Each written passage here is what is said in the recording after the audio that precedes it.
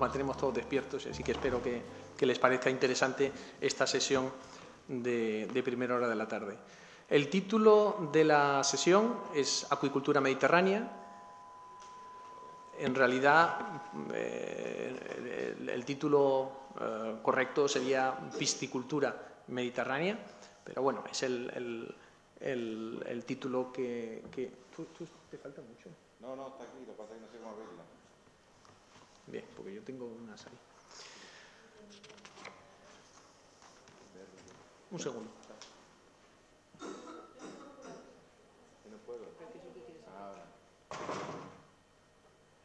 Quiero abrirla. ¿Qué quiere decir? Ver la F5. Eso. ¿Ya está bien? Sí, pero se me nota mía. Quítala. Pantalla. Esto mismo. Perdón.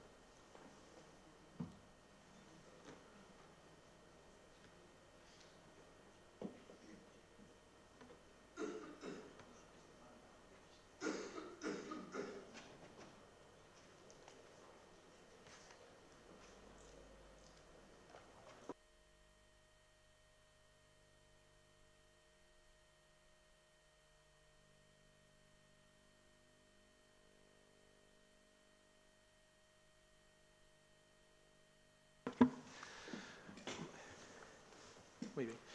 Bueno, la acuicultura de dorada y lubina, que como saben ustedes son las principales especies producidas en el Mediterráneo, ha realizado un crecimiento impresionante en los últimos 20 años. Todo este desarrollo, pasando desde prácticamente cero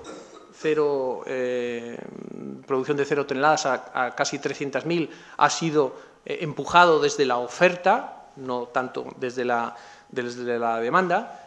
Los productos, los pescados de nuestra cultura de dorada y lubina, inicialmente partieron como productos de lujo y hoy han pasado a ser un alimento popular que cualquier persona puede consumir. En este gráfico, perdonad, me disculpan, pero me voy a poner en aquel lado porque es que si no veo bien la...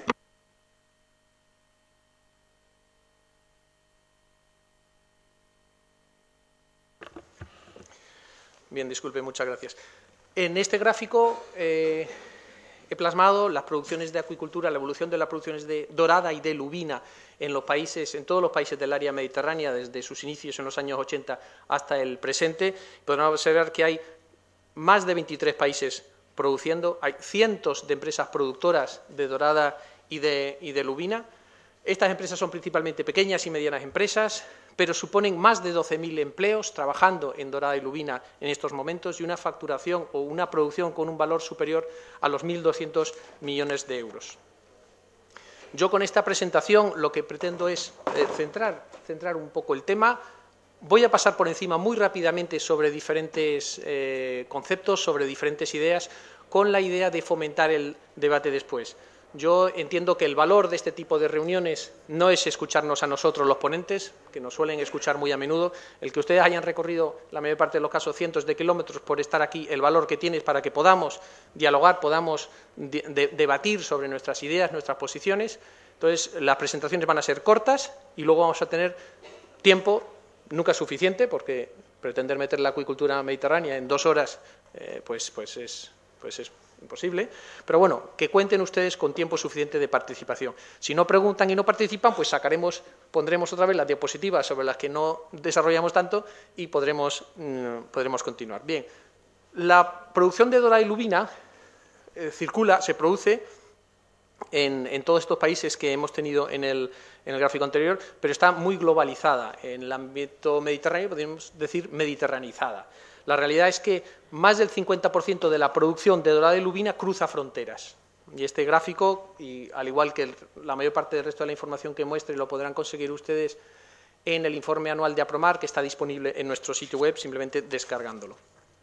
Los mercados de dorada y lubina. Se produce en muchos países, pero se consume en muy poquitos. Italia y España, juntas, son prácticamente el 50% del consumo. Son los mercados en los que se consume el 50% de lo que se produce de dorada y lubina. Otros 2 países que consumen por ósmosis de sus propias producciones, porque son los principales países productores, Grecia y Turquía, pues simplemente por ósmosis o por proximidad, pues son también importantes mercados de consumo. El sector de la dorada lubina ha estado sometido a una serie de problemas de precios, unos problemas de rentabilidad recurrentes, y en estos gráficos trato de mostrarles la situación de, la evolución del precio de la dorada en diferentes tallas.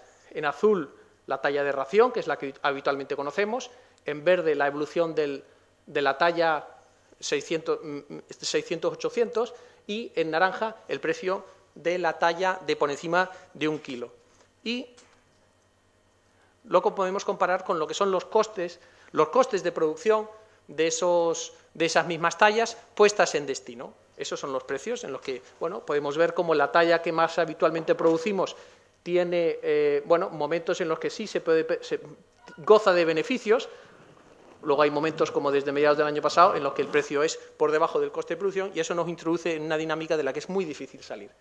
La siguiente talla, la talla mediana, es una talla muy poco rentable, casi nunca es rentable. Es importante saber eso. La producción, el coste de producir está casi siempre por debajo, el precio de venta está casi siempre por debajo de lo que cuesta producirlo.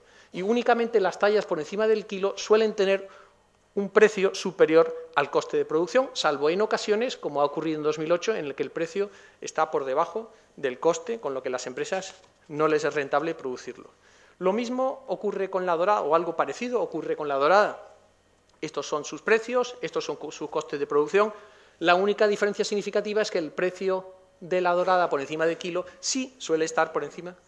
Perdón, ¿y qué he dicho? La lubina suele estar por encima de su coste de producción. El escenario comercial al que se enfrentan los productores de dorada y de lubina, y lo voy a mencionar muy brevemente, son una oferta escasamente planificada, tanto entre empresas como dentro de la propia empresa, que muchas empresas se ven obligadas a vender en momentos en los que no contaban con vender. Que hay un fuerte desequilibrio entre las capacidades de la oferta y de la demanda en la negociación, que el precio de la venta al público cambia poco. Cuando hay caídas en los precios de origen, es decir, la primera venta, muchas veces no se refleja en el precio de venta al público, y eso es simplemente un incremento del margen comercial del intermediario, de la parte intermediaria o finalista. Cuando sí hay variación en el precio de venta al público, es importante significar que hay asimetría temporal en la respuesta, que hay retraso por una parte y no por el otro. Acuerdos de precios para el día. Actualmente el precio del pescado se fija en el día o al día para la semana siguiente, cuando podría hacerse una planificación a mayor largo plazo. Y tenemos una carencia, un déficit de información sobre los precios y cantidades que se están vendiendo todos los días. Nos cuesta recabar esa información y además no somos capaces de predecir hacia el futuro. ¿El resultado que tenemos? Pues un mercado ineficiente, lo cual juega en contra de los consumidores y de las propias partes de la cadena comercial y de los productores, y un impacto negativo sobre la competitividad, porque en esta situación a las empresas les cuesta mucho o les resulta imposible innovar y avanzar y evolucionar en sus propios sistemas productivos. ¿Qué podemos hacer para salir de esta situación? Pues de eso hablaremos hoy. Hay diferentes posibilidades: nuevos productos comerciales a partir de las mismas especies, diversificación hacia nuevas especies, pero realmente no son una solución. No son solución sostenible de por sí. Quiero decir que lo que no querremos es que una especie nueva, como puede ser la corvina, entre en el mismo hoyo en el que se encuentra la dorada y la lubina. Tenemos que ser capaces de encontrar soluciones para todas las especies, y no pasa la solución por estar entrando en nuevas y nuevas especies todo el tiempo. Hay que resolver el problema de base, aunque en paralelo ciertamente hay que ir a nuevas especies, nuevos procesados, filteados y demás. ¿Qué podemos hacer? A ver, la gráfica, exacto, el camino posible hoy para dorada y para lubina, y para el futuro para nuevas especies. Bueno, lo que necesitamos es un mercado libre de verdad, y luego podremos entrar a debatir qué es un mercado libre. Pero en principio un mercado libre en el que hay igualdad de oportunidades, en la participación es en el que hay información disponible para todas las partes, que es transparente, en el que hay un equilibrio en los márgenes comerciales en toda la cadena, origen, distribuidor, mayorista, minorista, siendo conscientes de que no se puede imponer por ley márgenes comerciales, pero sí deben trabajarse para encontrar esa fórmula en que todos puedan tener sus beneficios y sus márgenes. ¿Cómo se hace? Bueno, en principio, un paso necesario es concentración de la oferta. Concentración de la oferta no porque sea más bonito estar agrupados en pocos agentes negociadores, sino porque cuando se concentra la oferta se es posible tener una mayor eficacia de costes, planificarse mejor la producción y tener un mayor poder de negociación. Y esta concentración de la oferta se consigue o bien a través de la concentración empresarial por compras, adquisiciones, fusiones, o bien de una forma más social a través de organizaciones de productores. Las dificultades que tenemos con las organizaciones de productores las podremos hablar después, yo creo que son sabidas por la mayoría, pero sí quiero destacar que aquí me estoy refiriendo a concentración de la oferta para cada nicho, o sea, para cada compartimento de mercado, es decir, para un nicho de mercado pequeño, como puede ser el caso de la dorada de Estero en Andalucía, es importante que haya una concentración de la oferta para ese nicho. Es decir, no estoy diciendo que tenga que haber grandes empresas en acuicultura y no pueda haber pequeñas, no. Lo que me refiero es que las pequeñas empresas que trabajen en un cierto segmento deben de estar lo suficientemente concentrados como para tener una capacidad de actuación en esa oferta. Porque todas las empresas caben en acuicultura, pero cada una en su nivel debe organizarse para estar suficientemente concentrada. Y luego, y esta es la última diapositiva, actuando sobre el mercado. Más información al consumidor. El etiquetado de los productos pesqueros actualmente es una de las grandes carencias de todo nuestro sistema de venta de los productos pesqueros. Necesitamos más promoción y comunicación, como se comentó en una sesión muy interesante que tuvo lugar ayer. Necesitamos más estudios sobre la evolución del mercado, de lo que está ocurriendo hoy, y estudios predictivos de qué precio va a tener la dorada el año que viene.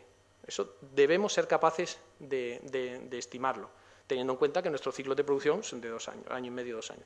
Un mayor conocimiento de la evolución de las preferencias de los consumidores y, finalmente, acuerdos comerciales a más largo plazo, no simplemente vender, o sea, marcar el precio de hoy, no, marquémoslo ahora para todo un año o el año que viene.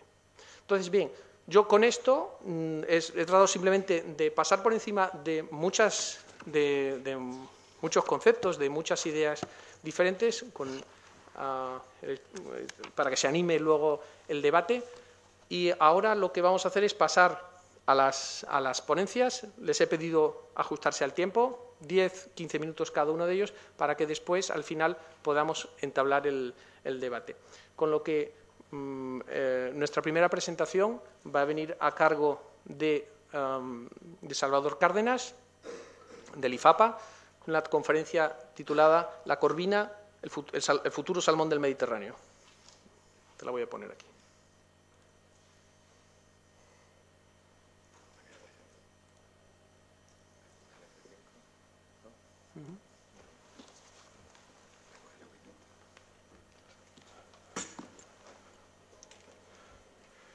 Buenas tardes.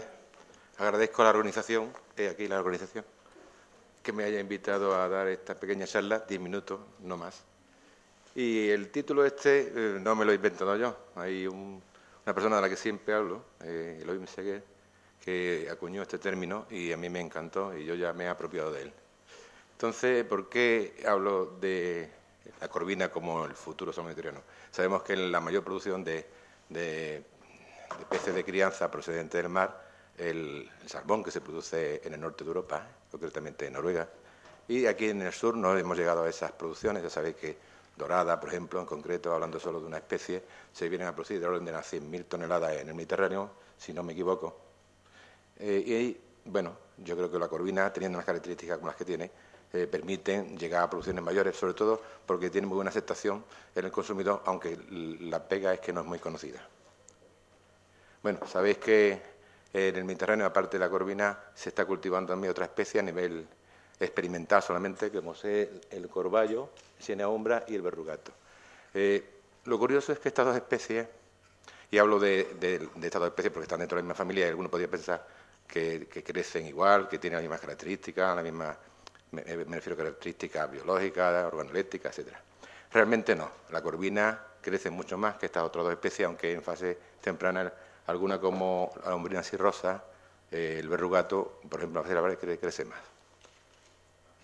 Bien, aquí podéis ver la producción mundial, no son muchas, las toneladas que se producen en todo el mundo, de la familia de los cinídeos, 80 millones de dólares, y bueno, ha habido un incremento importante del 2002 a 2003, porque ese aeno ocelato, la corvina roja que se produce en los Estados Unidos, ha ido corriendo por todo el mundo, se está cultivando en Bolivia, en Israel, y los chinos, ya sabéis que los chinos cuando cogen una especie empiezan a despegar y eso es imparable. Entonces ese incremento tan importante que veis ahí de los cinídeos es debido a la corvina roja que se está cultivando en China.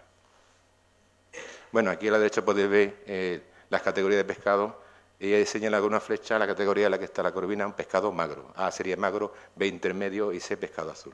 Veis los contenidos en grasa, en proteína y lo que quería comentar con esto es que es una especie, como lo habéis podido probar ayer, una especie que no es una especie grasienta, es una especie que entra muy bien en boca por aquello de que no hay ningún rechazo, una especie magra que viene muy bien sobre todo para los consumidores, por aquello de que no queremos engordar.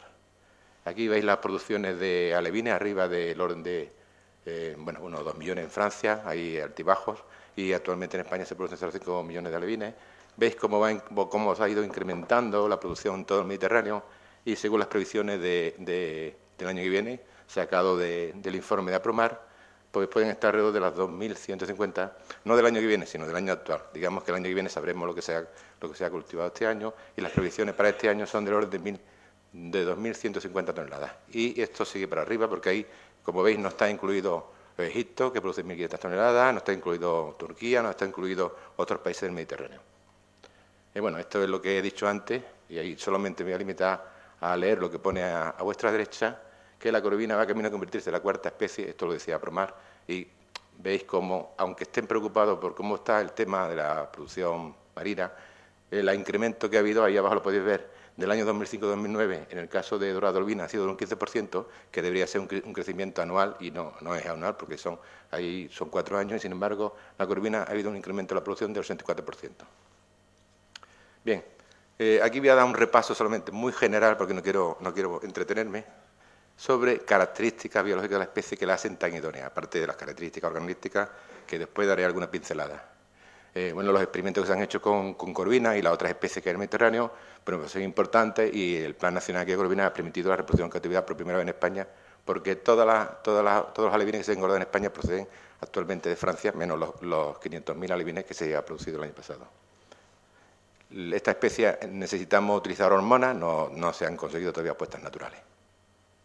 Bien, en el caso de la albicultura he hecho ahí a la derecha, y quiero limitarme a ver las cosas que más me interesan. Con datos del IFAPA, el crecimiento de las larvas de dorada, bocinegro o pargo, el sargo común, la urta y la corvina, de todas las especies que hemos cultivado allí, la tasa de crecimiento más mayor, veis que la tiene la corvina. En este otro experimento que se ha hecho en otro país del Mediterráneo, veis que el verrugato, la larva crece más. Pero bueno, esta curva de la corvina podría perfectamente llegar a la del verrugato porque todavía no se han hecho muchísimos experimentos con larvas de corvina y en esta fase parece que crece más el verrugato, pero después en la fase de engorde realmente supera la corvina a las otras especies de ciánidos. Bien, una característica de esta especie es que podemos prescindir perfectamente de artemia y vemos que no perdemos mucho cuando prescindimos de la artemia. Aquí abajo podemos ver distintos experimentos, IFAPA, LIMIA y CM que han trabajado en Planacor, junto con el experimento que se ha hecho en Grecia con la otra especie, vemos que si suprimimos la introducción de artemia, hay lógicamente una disminución en el crecimiento, como se puede ver aquí, y también un aumento de la mortalidad. Pero realmente no es tan importante, y quiero decir con esto que podemos tener un ahorro importante en la producción larvaria si eliminamos la artemia. Crecimientos también importantes de la corvina se dan en ambientes, como ha explicado en un trabajo en la sesión de fisiología, Ana Belén Tinoco, sobre cuando los cultivamos a baja salinidad, yo lo diré, los crecimientos son mayores. Esto es muy importante porque permite el cultivo en los estuarios. En Andalucía tenemos concretamente dos buenos estuarios, el Guadiana y el Guadalquivir, y en el Mediterráneo, está el Ebro, que podemos conseguir salinidad de 12 por 1000, que son la idea, en principio, siempre que no haya más experimentos que me lleven a otra conclusión, para hacer, por ejemplo, preengorde, y en la fase de engorde también hemos hecho experimentos que no sé si lo tengo recogido en esta diapositiva. Bien, aquí vemos solo una cosa sacada de una empresa griega, el incremento de peso a nivel de engorde de la corvina comparado con dorada lubina. Vemos aquí cómo la producción del tamaño comercial de 1 kilo, viene a ser 1 kilo, la corvina que comimos ayer probablemente fuera de 1 kilo, se alcanza a los 12 meses, ¿de acuerdo? Con lo cual es casi, bueno, el doble de la dorada totalmente. Esto nos permite después la transformación, que es una de las cosas que quisiera yo en este debate discutir con todos ustedes. Bien, nosotros hemos hecho pruebas sensoriales con una familia de, esta es la última diapositiva, con especies de espárido y con corvina, y vemos que en la dorada, en todo, se hicieron con dorada 13.000 encuestas en toda España, dentro de un proyecto Jacomar, y 800 con corvina. Y vemos que la dorada superaba a todos los restos del espárido y aquí la corvina superaba a la otra. O sea que realmente, perdón, todas las especies tienen un notable, si esto sería la nota más baja, notable alto, y la corvina superaba al resto. Esto nos permite indicar que el futuro para la corvina es muy halagüeño por aquello de que a las empresas les interesa, el consumidor lo acepta y es posible en el futuro que podamos transformarla y convertirla en filete, que es lo que en parte los consumidores están demandando. En principio, no quiero comentar nada más. Muchas gracias.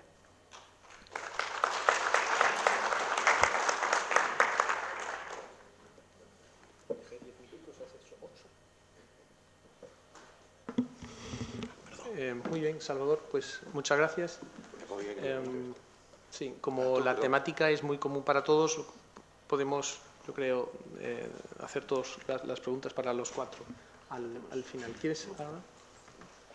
Bien, nuestra siguiente ponencia viene a cargo de Fernando Torrent, profesor de la Escuela Superior de Ingenieros de Montes, de aquí de la Politécnica de Madrid, y también productor de acuicultura y directivo de Apromar.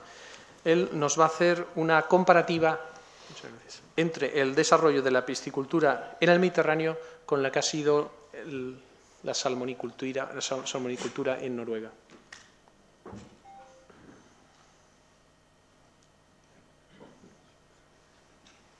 La verdad es que la dorada y la lubina siempre hemos estado buscando referencias en otros productos similares a los nuestros. El salmón siempre ha sido uno de los referentes, igual que el pollo. También nos hemos comparado mucho con el sector del pollo, cómo han ido creciendo, desarrollándose, resolviendo los retos que se han ido produciendo.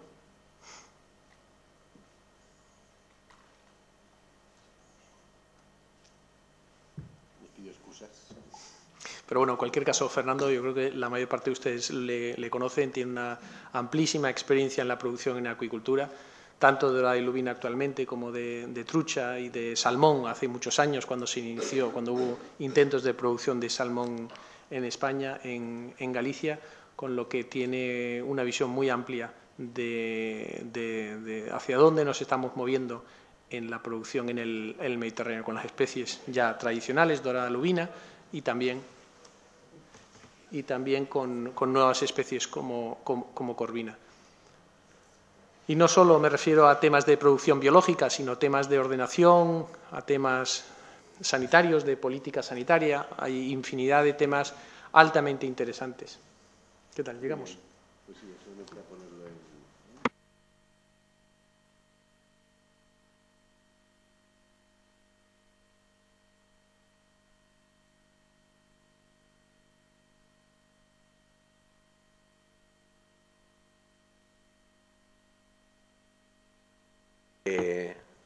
Mi idea es presentar un poco, brevemente también, esta pequeña presentación, la evolución un poco de lo que ha pasado del salmón, que también es un poco parecido a lo que ha pasado con la trucha y todo eso, y lo que está pasando con la dorada y la lubina. Yo he trabajado siempre en lo que es la dorada y la lubina dentro de una empresa que tiene unas raíces noruegas, y entonces lo que hemos hecho es transmitir, pues básicamente, mucho de la tecnología que se ha desarrollado con toda la industria del salmón a las condiciones específicas del Mediterráneo.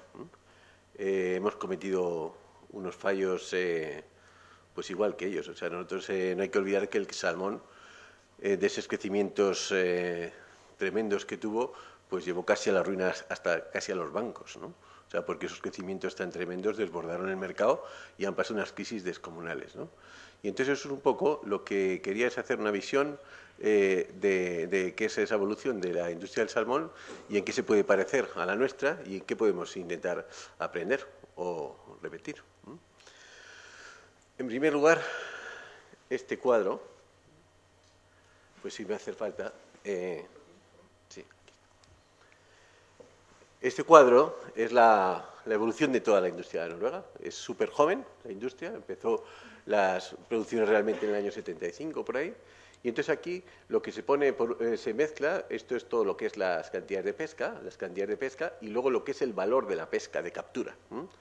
Y luego, por otra parte, va exactamente cómo va avanzando la producción hasta los aproximadamente cerca de 900.000 toneladas que tiene en la actualidad Noruega, y esto es el valor de toda esa producción. Todos estos agujeros negros pues son todas las crisis brutales que tuvo el sector, y aquí hay otra crisis brutal del sector. ¿Qué es lo que ha llevado a Noruega? Pues a que realmente pues casi la mitad de la producción del salmón a nivel mundial pues es casi una sola empresa, ¿no? Todas estas crisis espantosas hacen que las empresas se agrupen o se fagociten una a otra y luego se va concentrando, que es un proceso que parece que es característico de nuestra sociedad. Eso está empezando a pasar con la dorada y la lubina. ¿Y qué tiene? Pues tienes ventajas y desventajas. Una de las ventajas clarísimas es que este tipo de macroempresas que ha dado la industria noruega ha permitido hacer una investigación tremenda. Siempre comento que en el tema de Japón no dejaban hacer los engordes a empresas grandes, o sea, no está Toyota o Mitsubishi engordando peces, y entonces no ha habido casi esa investigación, porque solo han dejado engordar a las cooperativas de pescadores, y entonces no han tenido ese potencial de investigación que ha tenido Noruega. Y todo ese potencial de investigación de Noruega, tanto en cuanto a piensos, en cuanto a esas cosas, eso es un poco lo que nos ha ido trasladando hacia el Mediterráneo, que es explosiva la producción. Bueno, esto es toda la producción mundial de salmón y de trucha, que tiene Noruega un porcentaje importante. Chile, que ahora comentaremos brevemente un poco los problemas que está teniendo serios, que tendrá que salir, y luego las distintas otras producciones. Lo que sí que se ve clarísimamente es lo globalizado que está en el mundo, porque casi comparten un mismo mercado. O sea, no sabemos si en la acuicultura del Mediterráneo nos vendrán competidores de Arabia Saudí o a saber de dónde nos puede salir, ¿no? O sea, que eso es un poco... Esto simplemente es de las exportaciones de Chile, que luego que eso es un poco simplemente para mencionar. Claro, un país tan lejano a los mercados como Chile, para el salmón, pues casi todo lo tiene que vender congelado. Nosotros estamos justamente, exactamente dentro del mercado que aprecia el pescado fresco, y la cercanía al mercado es lo que tenemos que sacar nosotros ventaja clarísimamente. Los noruegos es igual, si consumen poquísimo salmón, si son 4 millones de personas. Todo es una acuicultura de exportación. La nuestra es una acuicultura de proveer a un mercado que tenemos. Nosotros brutalmente insatisfechos, vamos, o sea, que con un déficit tremendo. Esta es la evolución de las producciones de Noruega y de Chile. La parte roja es la noruega y la parte chilena es el 2007, aunque está ahora sufriendo duramente una patología y realmente está sufriendo una falta de planificación. Bueno, esto es simplemente lo que he explicado, que sabemos todos, la evolución que es masiva, todo lo que crece, la dorada. Esta es la lubina, que sabemos pues cómo van los precios, cómo van los crecimientos. Y me hizo gracia esto, lo he traído aquí porque lo comparaba uno de que ha crecido en el Mediterráneo la acuicultura a la misma velocidad que la implantación de los móviles, ¿no? O sea que realmente es un tema espectacular que a veces no nos damos cuenta. O sea que ha partido de cero y es como una explosión realmente de la producción, ¿no? Bueno, esto no es para... Simplemente esto lo tenemos bien claro, todo simplemente va creciendo y se desajusta el mercado, porque realmente estamos haciendo un hueco a codazos de nuestros productos. O sea, es evidente que nuestro producto está sustituyendo otros productos que están en el mercado. Y esto no me voy a entretener porque realmente lo ha explicado Javier. Bueno, ¿y esto qué ha aprendido de la industria del salmón? Aparte de muchos errores, pues los aspectos tecnológicos principales en el éxito de la producción del salmón se debían básicamente, una parte es a la selección genética, que nosotros casi ni lo hemos empezado. O sea, hay alguna raza de de lubina o alguna historia, y se están haciendo unas pequeñas cosas, pero parece mentira que una producción animal, como se está convirtiendo, todavía no tengamos unas razas. Ya hay algunas, en salmón ya empieza a haber algunas razas y que crecen mucho más. Luego la alimentación, por supuesto, todo aprender del metabolismo y la formulación, ha sido impresionante. Y luego la otra cosa es la tecnología de producción, la propia, y la gestión de las granjas, que es importantísimo. Bueno, viendo en detalle un poco, simplemente para que se vea lo que ha sido la evolución del salmón, que es muchísimo más vertiginoso que nuestra dorada y nuestra lubina. O sea, el ciclo en agua de mar en el año 75 era de 2 años y medio para llegar al salmón de 3-4 kilos, y en el 95 está en 1 año, y aproximadamente está por ahí ahora mismo. O sea que realmente todo ese ciclo tremendo, que es lo que nos pasa en nuestra producción animal, lo que pasa es que tiene un ciclo larguísimo. Las doradas y las lubinas es un ciclo larguísimo. Entonces tendríamos que correr para poder engordar las doradas y las lubinas en 6 meses, que es una cosa compleja, pero vamos, que esto comparado con una industria paralela, pues es sorprendente que no hayamos avanzado más. Las mortalidades mensuales que había inicialmente, pues eran casi un 40 o un 45% que se tenía el salmón, porque hoy parece fácil el salmón, pero el salmón era dificilísimo, no había quien hiciese alevines y se morían. Y realmente pues ya las mortalidades, salvo esos episodios que hay patológicos de vez en cuando que matan, pues el ciclo ya se sabe gestionar las granjas para que muera o la mortalidad no sea una cosa importante. Esto es la evolución del factor de conversión de la industria del salmón, igual que el de la trucha, que en el 75 se utilizaban 3 kilos casi y medio de pienso para producir 1 kilo de salmón. Es decir, para hacer 1000 toneladas de salmón se consumían 3500 toneladas de pienso. Y ahora en la actualidad pues está cerca de 1 a 1, pero además son factores de conversión industrial, o sea que con 1000 toneladas de pienso casi haces 1000 toneladas de salmón. Si lo comparamos con las doradas y las lubinas es un desastre, porque nosotros todavía tenemos unos factores de conversión que están años luz, estamos en 2,2, 2,5. Realmente es verdad que el ciclo del pez es distinto y eso, pero realmente es muy poco eficiente hoy por hoy el pienso, o sea, en comparación a esta industria más madura, ¿no?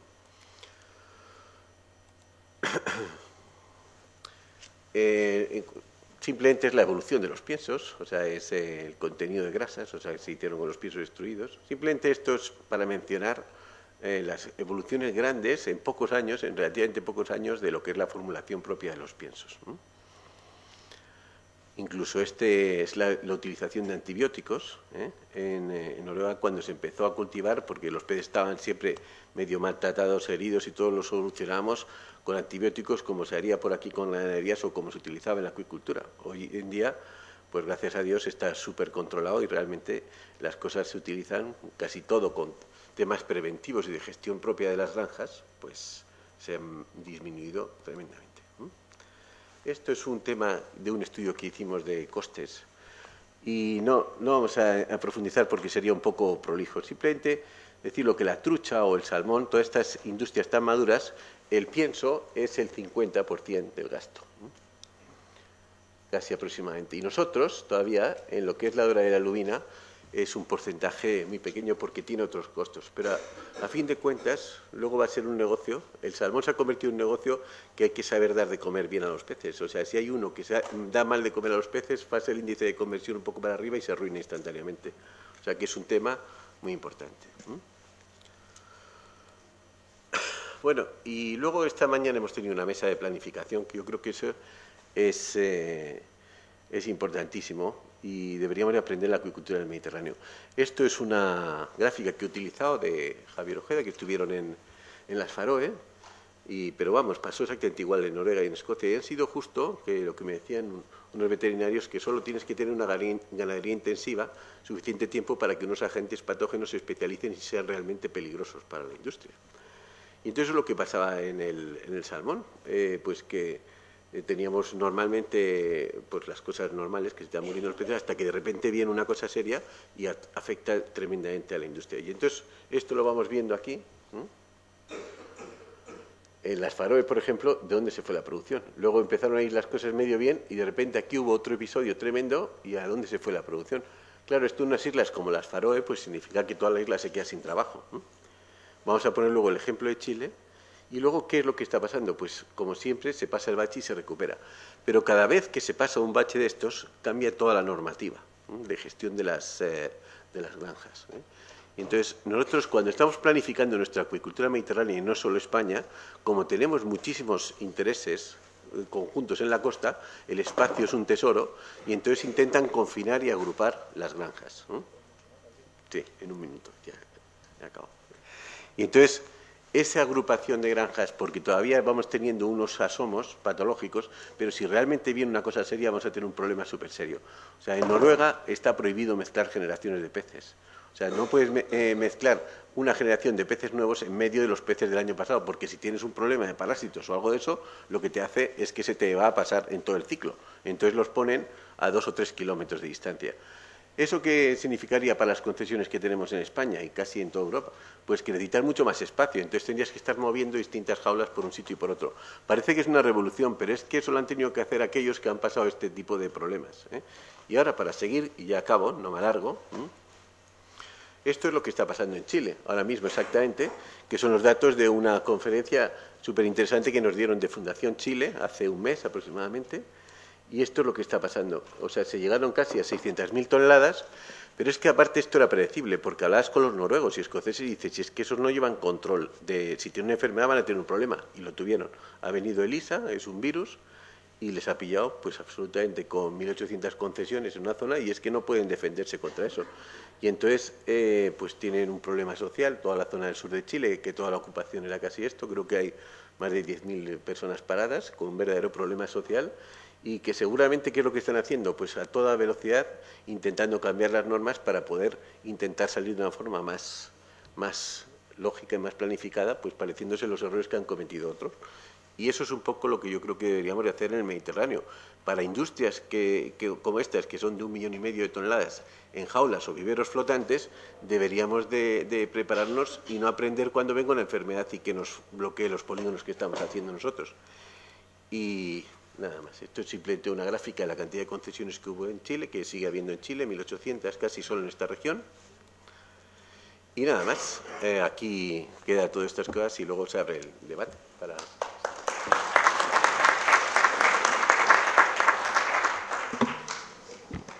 Muchas gracias, Fernando, por la interesante presentación y por ajustarte al tiempo.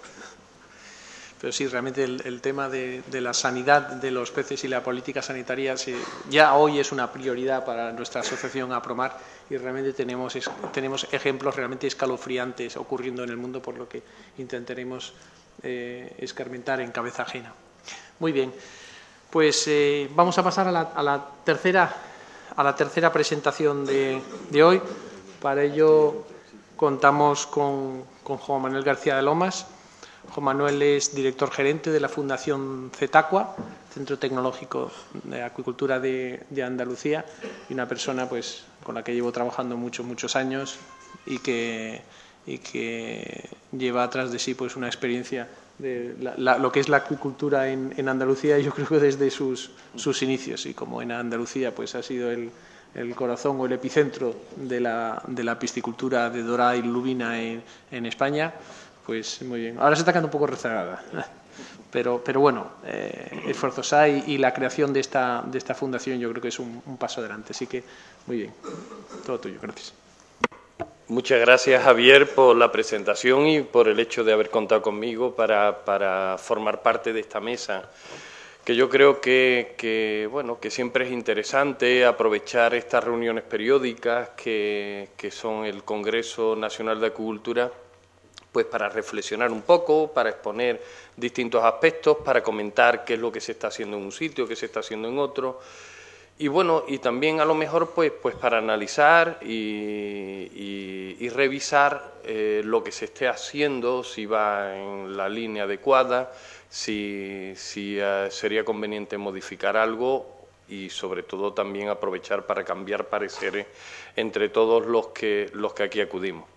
Entonces me pidieron pues que hablara algo sobre el tema de apoyos tecnológicos a la acuicultura mediterránea.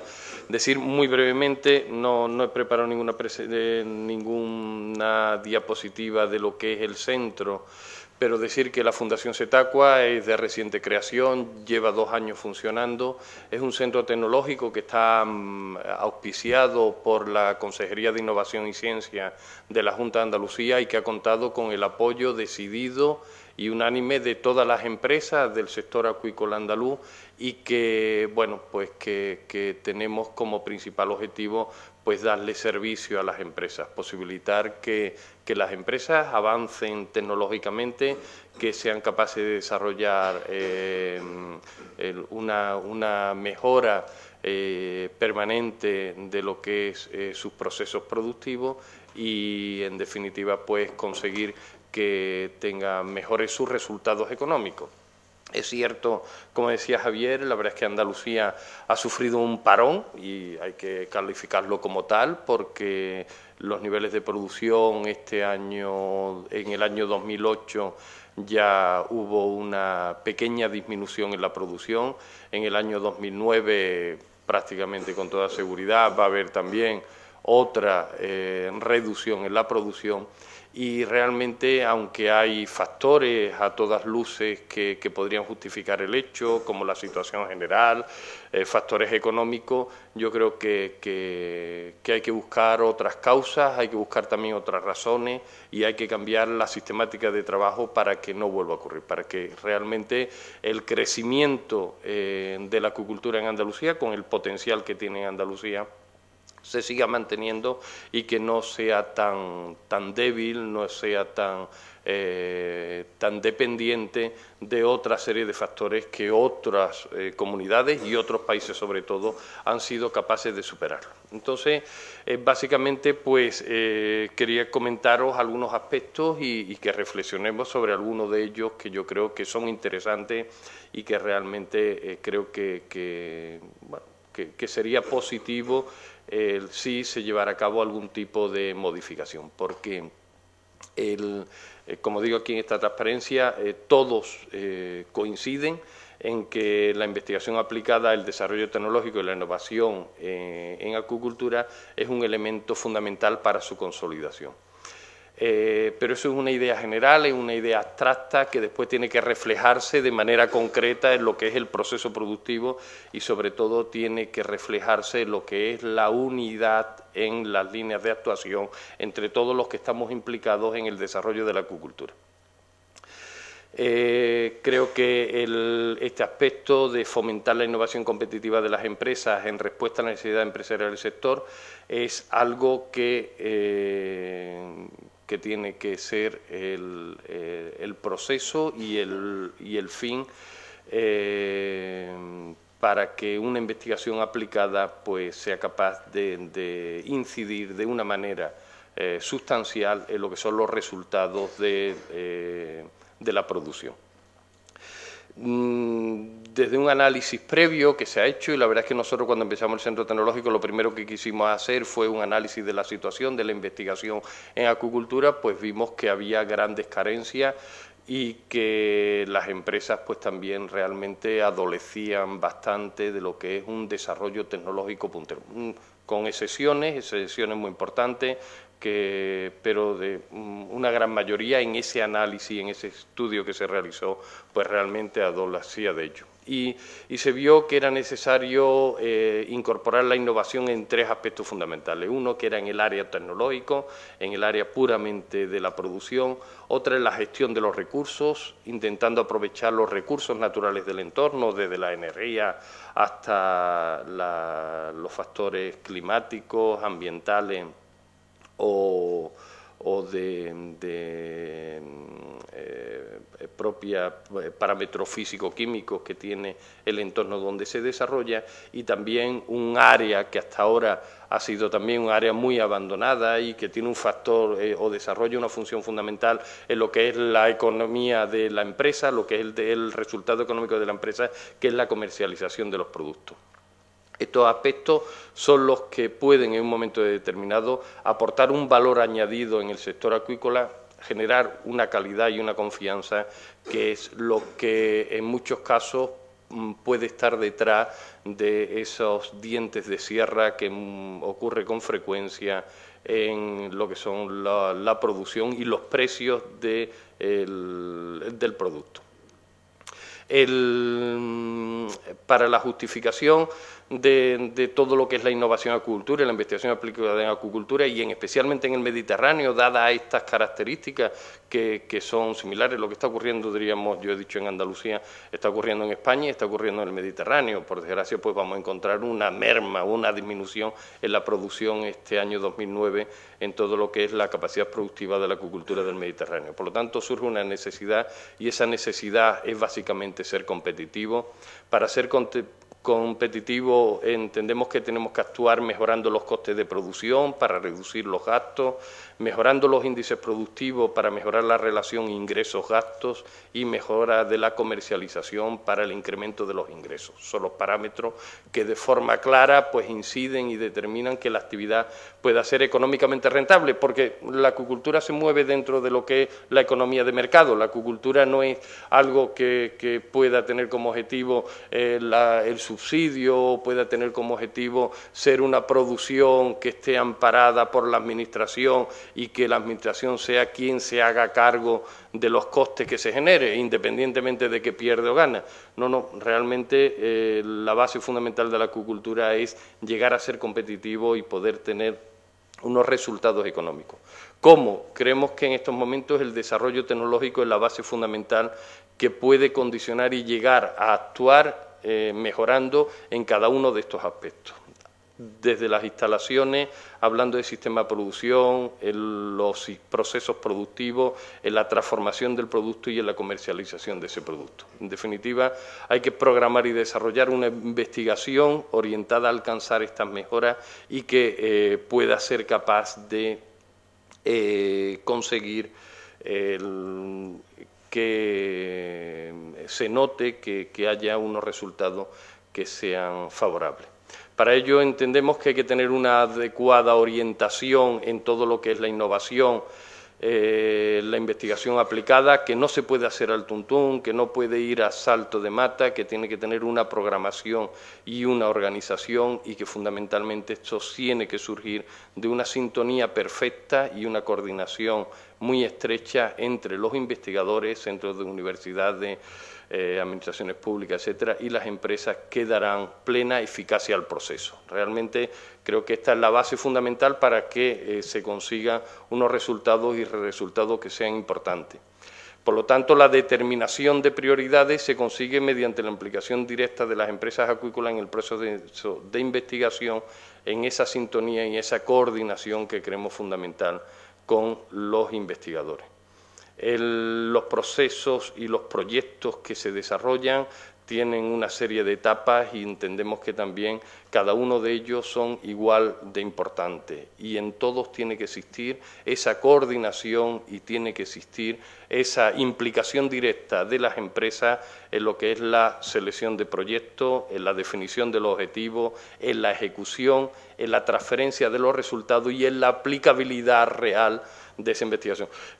Quiero hacer un inciso y decir que toda esta estructura, siempre estamos hablando de investigación aplicada, de procesos de innovación, no de la investigación básica o fundamental que es necesario desarrollar como paso previo para investigación aplicada, pero que ni a mí me compete hablar ni juzgarla, ni tampoco a lo mejor pues en este momento pues hablando de algo mucho más práctico, mucho más de mercado, mucho más de desarrollo de la actividad, pues tenga tampoco una incidencia directa como tiene esa investigación aplicada. No entiendo que estas 5 fases, en las cuales he reducido y simplificado de una forma grosera pues las distintas partes en las cuales es importante decidir lo que se hace en ese momento, yo creo que es fundamental que ahí se lleve a cabo ese tipo de coordinación. Y hablo pues de cualquier tipo de proyecto, desde proyectos ACUMAR, que están financiados por la Administración Pública, donde intervienen distintas comunidades autónomas con sus grupos de investigación, como el plan, como distintas convocatorias que aparecen a nivel de comunidades autónomas, como proyectos del 7º Programa Marco, como cualquiera de los que se ocurran y que puedan tener ese marco concreto de la investigación aplicada, de la innovación y de los resultados en las empresas. En cuanto a la financiación o los factores económicos, decir que la situación actual siempre es importante, ¿no?, pero la situación actual es especialmente importante. Rentabilizar al máximo los esfuerzos realizados en el desarrollo de proyectos de investigación aplicada, acorde con las necesidades del sector productivo. ¿Por qué? Pues porque es el que tiene que incorporar los resultados, porque evidentemente una investigación aplicada que después no vaya a aplicarse no se le puede llamar investigación aplicada, sino que sería otro tipo de cosa. Entonces, realmente yo creo que hay que hacer un esfuerzo importantísimo en estos momentos. Hay menos recursos y es evidente que hay menos recursos disponibles para investigar y para trabajar ahora en este campo y, por lo tanto, tenemos que ser todavía, si ya antes tenemos que serlo, mucho más exigentes. Yo haría una propuesta para ahora después entrar en el debate en este ámbito concreto, en el cual incorporaría una modificación a todos los proyectos, a todas las convocatorias de proyectos que sean de investigación aplicada, en las cuales se reserven un 20% del presupuesto para verificar su aplicabilidad. O sea, que realmente lo que se ha hecho vale la pena, así como una evaluación de esos resultados y al cabo del tiempo verificar si efectivamente lo que se ha trabajado, lo que se ha hecho ha valido para algo o ha sido tirar el dinero a una papelera y que se quede ahí ese esfuerzo sin tener una repercusión directa. Se está desarrollando una serie de un entramado tecnológico que yo creo que puede desarrollar muy bien ese papel de coordinación y de buscar la sintonía entre todos, que son las plataformas tecnológicas y los centros tecnológicos, que pueden hacer que el esfuerzo personal, o sea, de personas que realmente lo hay, muchísima gente trabajando en la acuicultura de muchísima valía, y el esfuerzo económico que están poniendo en ellos, en esos proyectos, tanto las administraciones públicas como las universidades, las empresas, etcétera, pues que realmente pueden ser un instrumento, no un objetivo ni un fin, porque eso sí que no tendría sentido plantear cualquiera de estas estructuras como algo a lo que se aspira, sino exclusivamente para poder desarrollarlo, y en concreto algunos casos, como es la Plataforma Tecnológica Europea de la Acuicultura,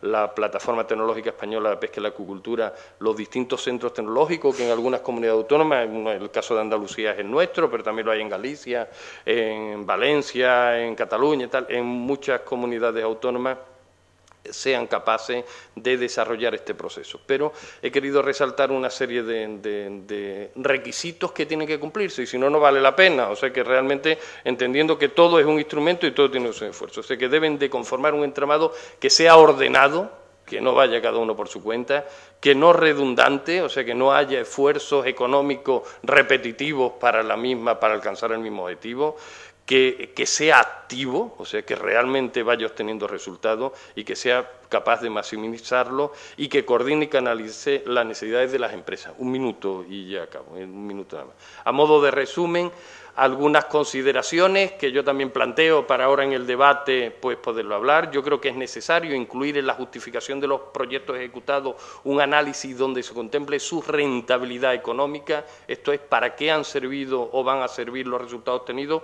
Estoy hablando de investigación aplicada, de innovación, de desarrollo tecnológico, no estoy hablando de investigación fundamental ni básica. Creo que la conveniencia de que todos los proyectos desarrollados incluyan la aplicación práctica en su propio desarrollo, destinándose una partida presupuestaria a tal fin. En este caso he hecho una propuesta de que el 20% se reserve a tal efecto. La participación de las empresas en la decisión de las líneas de investigación, así como el acercamiento de estas a los centros de investigación públicos y privados de universidades para poder para que trabajen de manera coordinada. En definitiva, decir que es necesario, o así lo entendemos nosotros, y así lo entiendo yo particularmente, vincular las necesidades de las empresas del sector con el trabajo desarrollado por los grupos de investigación y desarrollar acciones de coordinación, gestión y desarrollo de proyectos en cooperación, que creo que es una de las vías fundamentales y que la única forma pues, de que el sector de la acuicultura se convierta, porque puede y porque debe, en un sector estratégico en España mediante su desarrollo tecnológico y la innovación. Muchas gracias.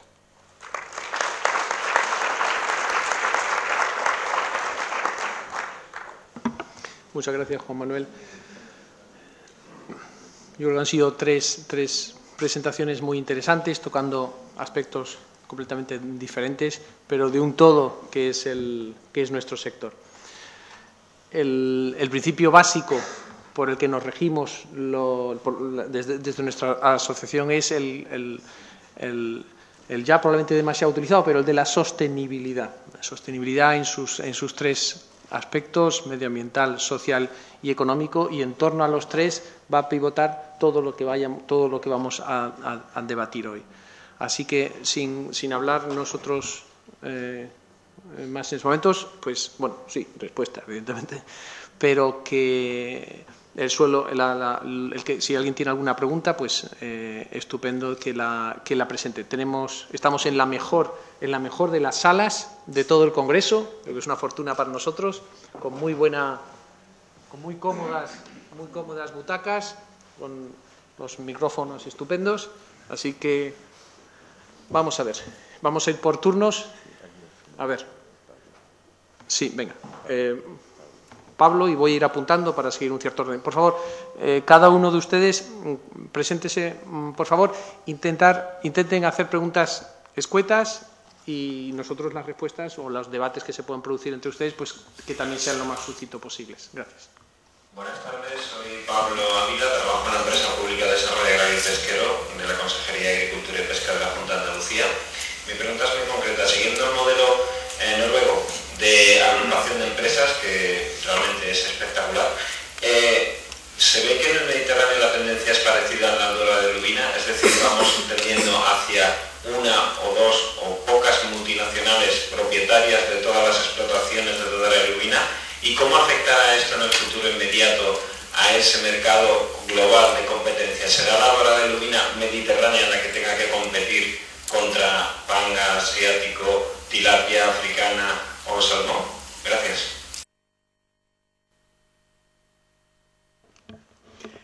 Bueno, yo creo que eso, seguro que la respuesta no existe, pero yo creo que es una evidencia. Una vez han salido a bolsa todas las empresas griegas, nos han sacado, es otra dimensión distinta, no solo, también tenemos, entonces es evidente que hay un proceso de concentración.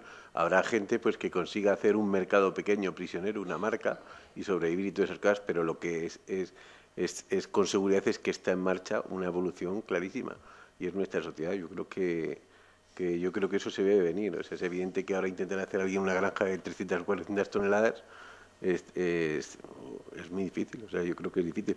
Pero muchas de las predicciones que tú dices, yo tampoco soy capaz de hacerlas. Eso cada uno, pues yo creo que tiene que verlo como hacia dónde va a ir. No sé. Podemos ver tendencias, pero yo creo que no tengo nada más concreto. Yo en este tema me gustaría hacer un comentario. Yo no sé si es porque la acuicultura somos todos muy románticos o qué, pero yo sigo yendo a conferencias, a seminarios, a jornadas sobre acuicultura, y se siguen promocionando pues empresas de acuicultura familiar, pequeñas experiencias de producción a nivel ya comercial, pero con cantidades realmente pequeñitas, y deben ser conscientes que eso no es complicado, lo difícil es luego vender correctamente el pescado. Por eso es donde estamos ahora mismo con estas enormes dificultades. Entonces, vender la idea romántica de hacer acuicultura es muy bonito a personas que son ajenas o a administraciones que subvencionan proyectos con ese fin, pero es perder el tiempo, porque la barrera está detrás y los proyectos normalmente se quedan cortados ahí. Entonces, eso es un problema. La concentración empresarial ocurre en todos los órdenes de la vida económica en el mundo en el que estamos. Pero los nichos de mercado son muy importantes. Por eso el pescado de estero, que es una marca, es un tema súper interesante, porque hay una concentración sobre un campo muy definido. Si acaso solo añadir una cosa, justo contra la lógica normal es la industria de mejillones en Galicia, donde no es una empresa que tiene el polígono de Villa García de Arosa. O sea que la verdad no es única. O sea, realmente han conseguido en Galicia conseguir una industria importante, y las empresas son pequeñitas. O sea que de todo hay en el mundo del Señor. O sea.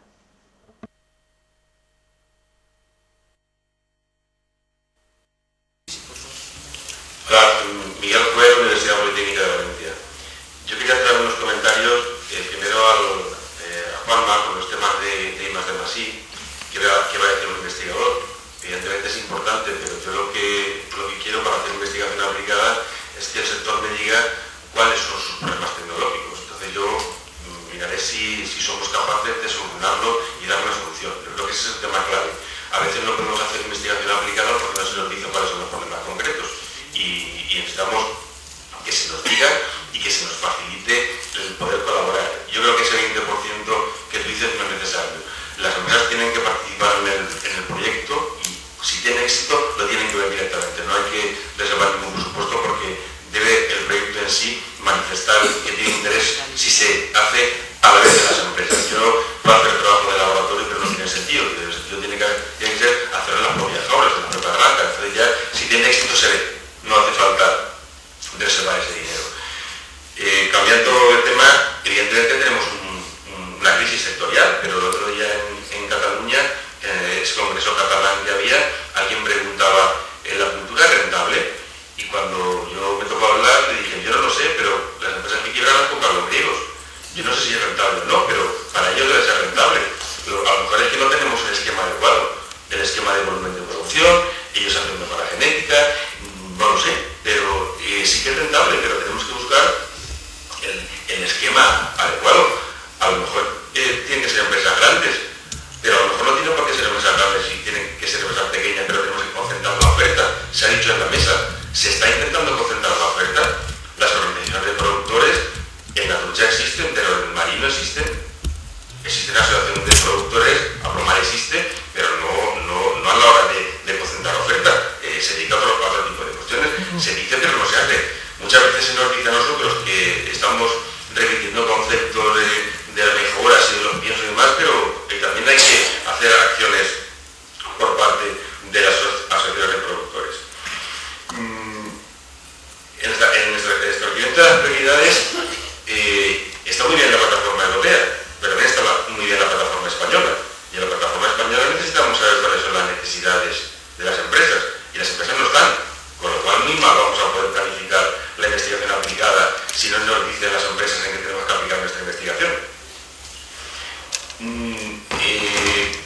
Cuestiones más puntuales y acabo rápidamente. Yo creo que tenemos que buscar soluciones y tenemos que aportar soluciones. Yo en lo que llevo visto en el Congreso, en las diferentes sesiones técnicas que he asistido, hay algunos temas claros y cruciales. Esta mañana en la sesión de alimentación se ha puesto manifiesto la mejora que hay que mejorar la estrategia, los piensos y demás, pero me ha costado horrores reconducir el asunto al tema de alimentación porque todo el mundo se iba por el tema de la comercialización y de las ventas, pero ya pues, hace falta que la organización de productores sea capaz de controlar el mercado, hace falta la organización común de mercado para controlar el tema de la comercialización, hace falta esto, ¿de acuerdo? ¿Cómo estamos haciendo los deberes? Pregunta, claro. Los transformados, bueno, hay que hacer transformados de los productos, se dice, pero yo no puedo hacer un transformado de producto, tienen que ser las empresas las que nos transforman el producto, ponerlos en los lineales, dar una marca, dar un sabor, dar una calidad. Los etiquetados que ha comentado Javier. Yo sinceramente creo que para dar un producto fresco y de calidad y que nuestros consumidores tengan confianza en nosotros, tendríamos que poner la fecha de sacrificio en la etiqueta. Esto se ha planteado alguna vez, pero no se hace. Pensamos que sería una solución. Y por último, claro, que hay los aspectos más tecnológicos que sí que se han hablado en el foro que hubo de la Jumar, se ha hablado en la plataforma. Hay que mejorar las cuestiones de producción, evidentemente, para eso hay que mejorar las estrategias. La mejora genética, como no tengamos un pacto de Estado como el pacto de la Moncloa, no haremos nada. Hay que hacer un pacto de Estado por hacer mejora genética, para reducir los índices de conversión y los tiempos de crecimiento. Sin eso no haremos nada, pero también hay que mejorar las estrategias en las empresas. Y ahí hay un tema clave, como son las estimaciones de biomasa y los modelos de crecimiento para adaptar bien las raciones. Otro pacto de Estado para hacer eso. Muchas gracias. Caramba, lo has soltado todo, ¿eh? Sí. Sí, por favor. Vamos a intentar abordar todas las cuestiones. Sí, bueno, mi intervención va a ser cortita. Bueno, el tema que has tocado no tiene exactamente nada que ver con la cultura mediterránea, en general con la cultura, sobre el tema del 20% que se estaba comentando. Yo soy de la opinión de que la verdad siempre está repartida, todos tenemos algo de razón. Entonces, ambos tenéis razón y creo que hay un 20% que sí se puede incluir en los proyectos I+D+I. Y eso yo creo que los países anglosajones ya lo hacen, que es un 20% de divulgación. Normalmente en todos los proyectos I+D, la tendencia es a publicar en revistas de impacto, que ya sabéis que es en inglés. Entonces eso está muy bien y creo que se seguirá haciendo y se debe seguir haciendo. Pero un 20% del presupuesto de cualquier proyecto debería hacerse en forma de divulgación para el sector en el idioma de tu país, del país que corresponda. Eso normalmente no está contemplado en los proyectos de España. Yo creo que eso es una asignatura, digamos, que tenemos todos los centros. Yo creo que también trabajo en el IFAPA y sabemos muy bien investigar, digamos, sabemos formar, pero lo que es la transferencia es una cosa que todavía está como verde. No es porque no sepamos, sencillamente porque la transferencia es una cosa compleja que implica a los investigadores y a las empresas que al final van a aplicar los resultados de la investigación. Entonces, como no es una cosa que está ahí a caballo entre uno y otro, pues una cosa compleja y en algunos centros, bueno, pues lo vamos a intentar y se va a hacer. Entonces yo creo que en los proyectos I+D debería incluirse, en mi opinión, y ya con esto termino, un 20% de divulgación que podrá ser más o menos alta o baja dependiendo del sector al que te dirijas, porque si es un sector biotecnológico, pues no es lo mismo que un sector sencillamente que se dedica a engordar peces.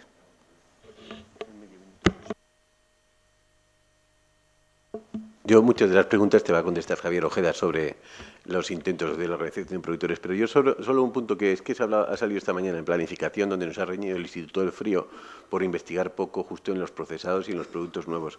Y ha salido lo que yo creo que es interesante conocer. Realmente existe una industria del mejillón porque había una industria conservera que permitió ampliar el mercado. Si no, el mejillón en fresco hubiesen sido 4 bateas. Y entonces nosotros estamos realmente vendiendo en fresco el producto.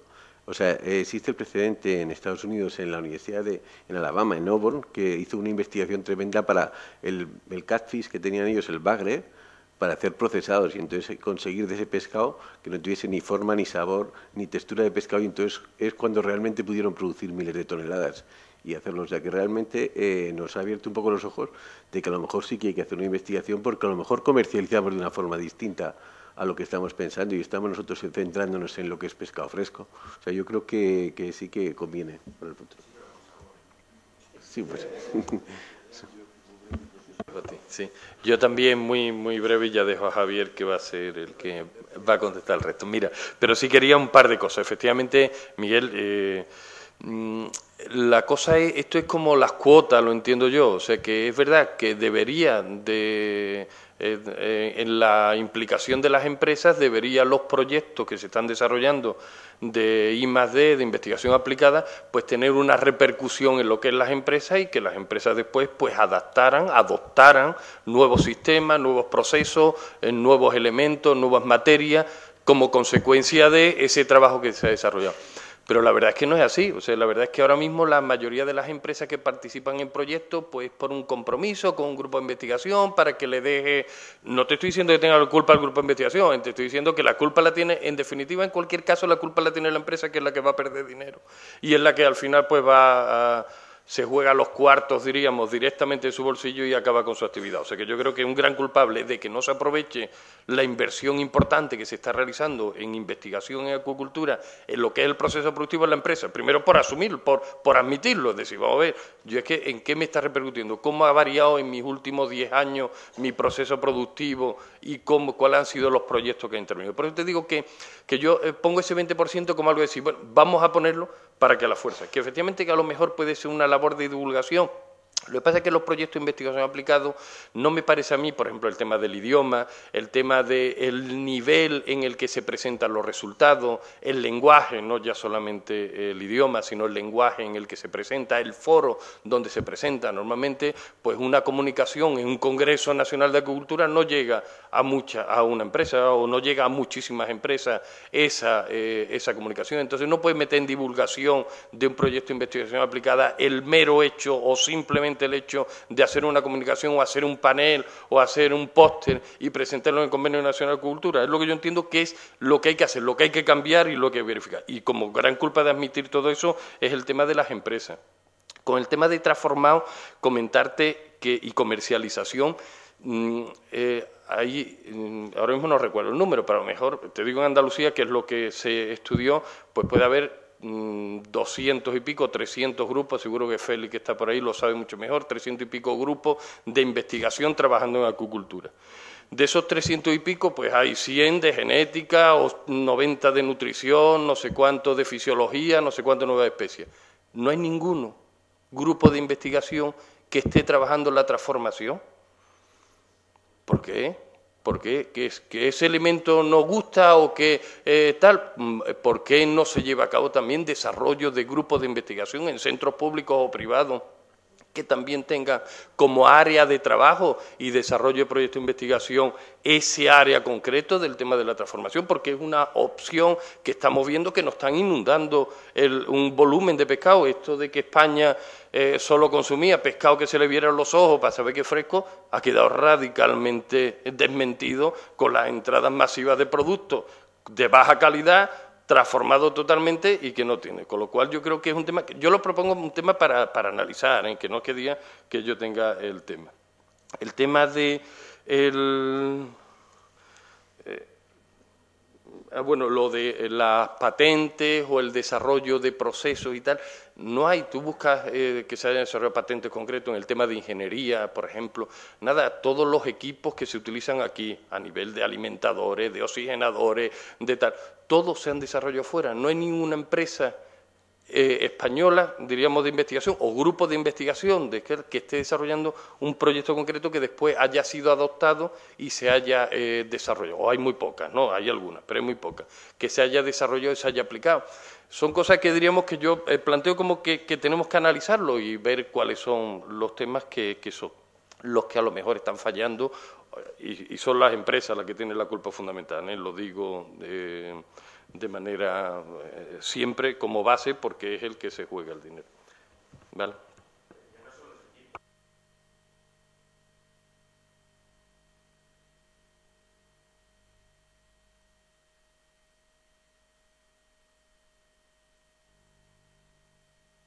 Hay grupos que están trabajando en tecnología de alimentos, pero tú le dices a un grupo que cambie, se está trabajando con la carne, con la salchicha, que cambie y pida un proyecto de investigación, pues no lo pide porque está muy cómodo en lo suyo. Es al revés. Tiene que decirle al sector, quiero que me desarrollen un producto de agricultura de tal cosa. Y tú vas al grupo de investigación, se lo dices y te lo desarrollan porque saben un montón. Pero que un grupo cambie de su línea porque para pedir un proyecto, pues no cambia. Tiene que ser al revés. Tiene que venir de la empresa, tiene que forzar esa solución. Por eso digo que hay que identificar las necesidades y hacer grandes proyectos, que lo que yo llamo pactos nacionales, para forzar a que haya investigación en esas cuestiones. Porque si no, los grupos nos movemos pues por intereses y por estamos cómodos en una investigación y nos movemos, pero tiene que venir desde arriba el forzar a esos grupos. Yo puedo hablar por la experiencia propia, y Miguel lo sabe, cuando hicimos el análisis sensorial, que se acerca un poco a esto de la calidad alimentaria, los transformados es otra cosa, pero bueno, se va acercando, caracterizar el producto teniendo en cuenta la opinión del consumidor. Aquí utilizamos el consumidor como, digamos, experimentamos con ello. Entonces, hemos hecho trabajos como he visto antes, con Espárido, con Corvina. Ocurre que, por ejemplo, en mi institución, yo no tengo ningún problema en hablar de las cosas que salen bien y también las cosas que salen regular o no salen todo lo bien que yo quisiera. Ocurre que a veces cuando se establecen las líneas prioritarias en los centros de investigación, las OPI, los organismos públicos de investigación, si no hay una demanda del sector, se considera que eso no es prioritario. O sea, yo puedo empezar a trabajar en análisis sensorial con pescados de crianza y esa línea será prioritaria en el IFAPA siempre que haya una demanda del sector. Por mucho que yo me empeñe, como normalmente hay filtros, en todas las instituciones hay filtros, en alguno de esos filtros puede caer. O sea, yo puedo tener un interés especial, yo, grupo, o como no formando parte de un grupo, pero o si quiere de grupúsculo, entonces puedo tener interés en hacer análisis sensorial o lo que quiera, transformado. Pero puede ser que no sea prioritario para la institución porque la demanda del sector, por ejemplo, va por otro sitio, va más por el tema de la reproducción, la mejora genética, todas esas cosas que los biólogos pues dominamos más, porque no vamos a decir que seamos especialistas precisamente en tecnología del alimento, que de eso hay ya estudios específicos en varias carreras, incluso una específica. Quiero decir que lo que ha dicho Miguel es muy acertado, o sea, Para que una línea prioritaria se establezca en una institución, tiene que haber alguien que lo demande y que esa persona que lo demande tenga el poder suficiente para convencer a esa institución que si no hace eso está, digamos, haciendo algo que ellos necesitan. Muy bien, yo coincido mucho con Salvador, creo que se nota, ¿no? Pero en el tema, es decir, nadie estamos en posesión de la verdad absoluta y la humildad es una de las mejores virtudes humanas. Y eso por una parte. Por otra parte, ya quedan muy pocos tontos. Me refiero que todo el mundo sabe de lo suyo. Me refiero que una persona que se apuesta sus cuartos, su dinero, su patrimonio en un negocio, pues normalmente tiene, sí, a lo mejor no sabe de todo, pero participa en estas reuniones, puede escuchar e inspirarse en cosas sobre las que se puede trabajar. Me refiero a que todo, Miguel, todo lo que has ido comentando, y ahora iré un poquito en alguno de ellos, pues se explora, se trabaja sobre ello.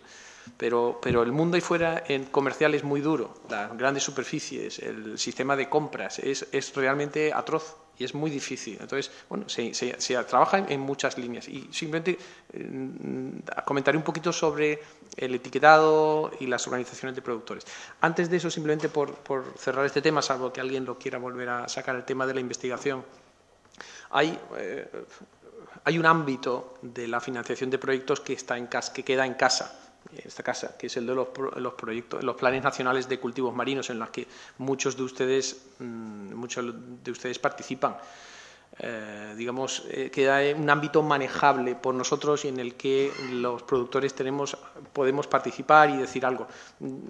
Yo creo que vamos avanzando en ese sistema de trabajo, ese sistema de financiación de investigación aplicada, y desde el sector sugerimos temas que nos preocupan, que son de corto plazo, pero que nos preocupan y que nos interesa sacar adelante. Y entramos ahí y poco a poco irán saliendo.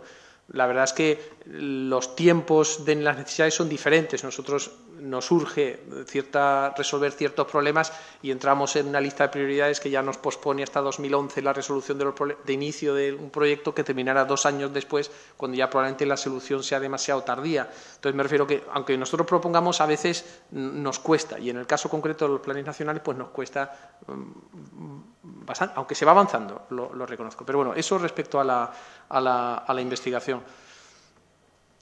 Respecto de las organizaciones de productores, nosotros tenemos un problema enorme como organización de productores, y es que la Organización Común de Mercados, que es la que fija la figura de las organizaciones de productores, la OCM europea de la Política Pesquera Común, no otorga a la producción de acuicultura ningún tipo de herramientas con la que actuar en el mercado, así como el atún, las sardinas y otras especies de la pesca extractiva sí tienen derecho a ciertas compensaciones para, o bien tirar producto, que eso ya no se hace, o bien almacenar producto para contener la caída del precio y comercializarlo más adelante. Eso existe, se utiliza en ciertos momentos, hay especies en las que no es efectivo y otras, como la sardina, en la que es muy, muy efectivo. Pero las especies de acuicultura están expresamente excluidas de ese tipo de relación, en la que, aparte de esas ayudas al almacenamiento, puedes disponer de precios de referencia y precios mínimos, que son líneas por debajo de las cuales, una vez que el precio baja, te permite hacer cosas.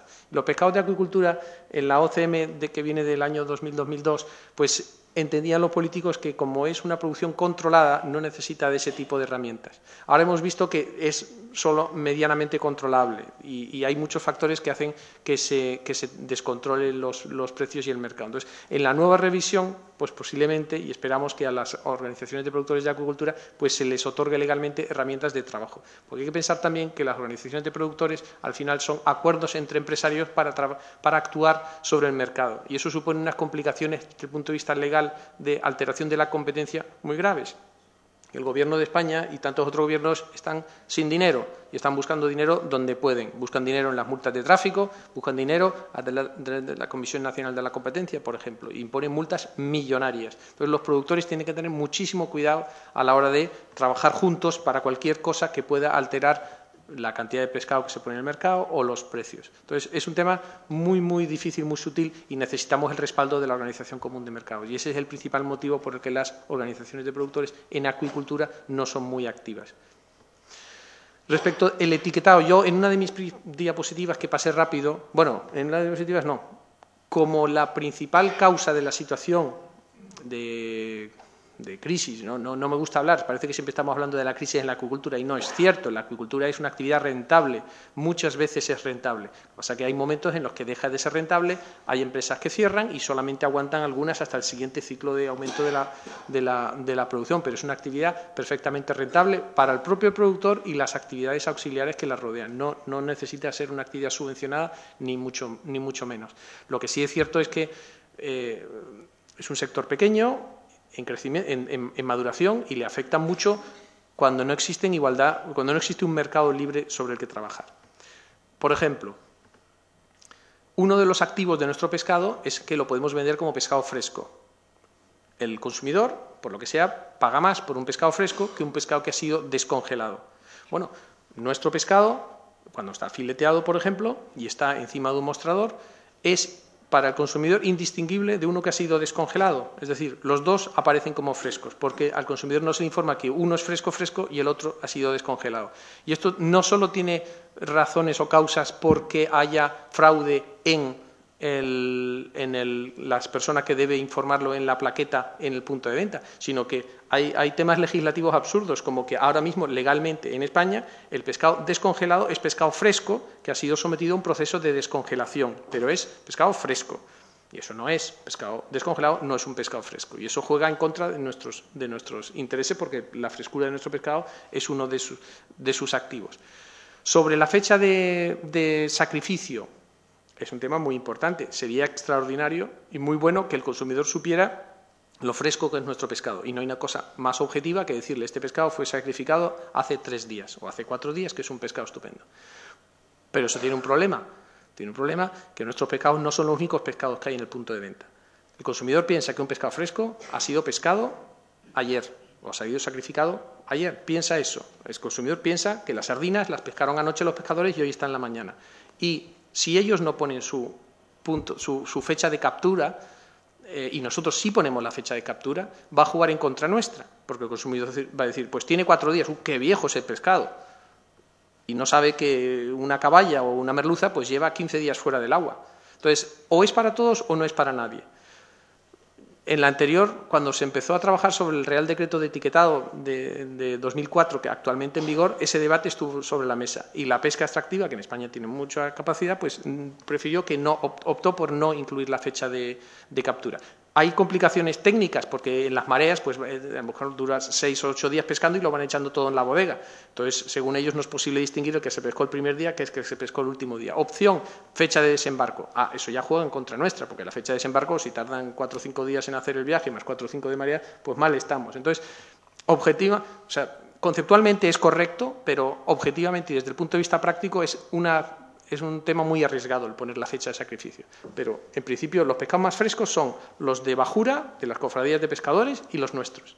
Y eso debiera llegar al consumidor para que pague, para que lo sepa y quiera pagar por ello.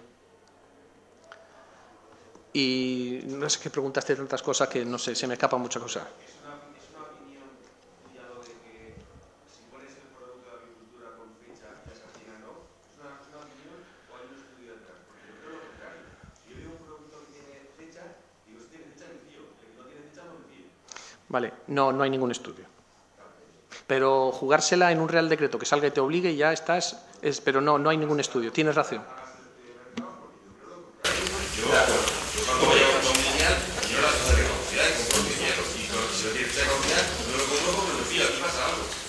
Bueno, pues tomo nota y lo trabajaremos. Carmen, por favor, sí. Bueno, en primer lugar, me gustaría agradecer a Promar, Javier, transmítelo, los informes tan maravillosos que todos los que trabajamos en agricultura los utilizamos actualizados para comparar la evolución de la agricultura, la pesca, la subida de los precios, la bajada, la competitividad. Es decir, pues la Comunidad Valenciana o Canarias ya produce más dorada que nosotros. O sea, son unos informes excelentes. En ese sentido quería felicitaros, no sé quién es el gestor de esos, pero bueno, son extraordinarios. A la Fundación Cetacua, yo creo que era lo que hacía falta en Andalucía. Siempre nos estamos peleando de que si los científicos hacemos investigación básica y que los empresarios no le hacemos caso, y yo creo que bueno, que ese tema yo creo que sobra decir que toda la investigación básica está enfocada luego a aplicación. Miguel tiene razón, pero bueno, en Andalucía yo creo que desde hace un año o 2 años casi que está CETACUA se ha notado mucho porque la financiación pública de la Junta de Andalucía se está canalizando precisamente para hacer investigación aplicada a través de CETACUA.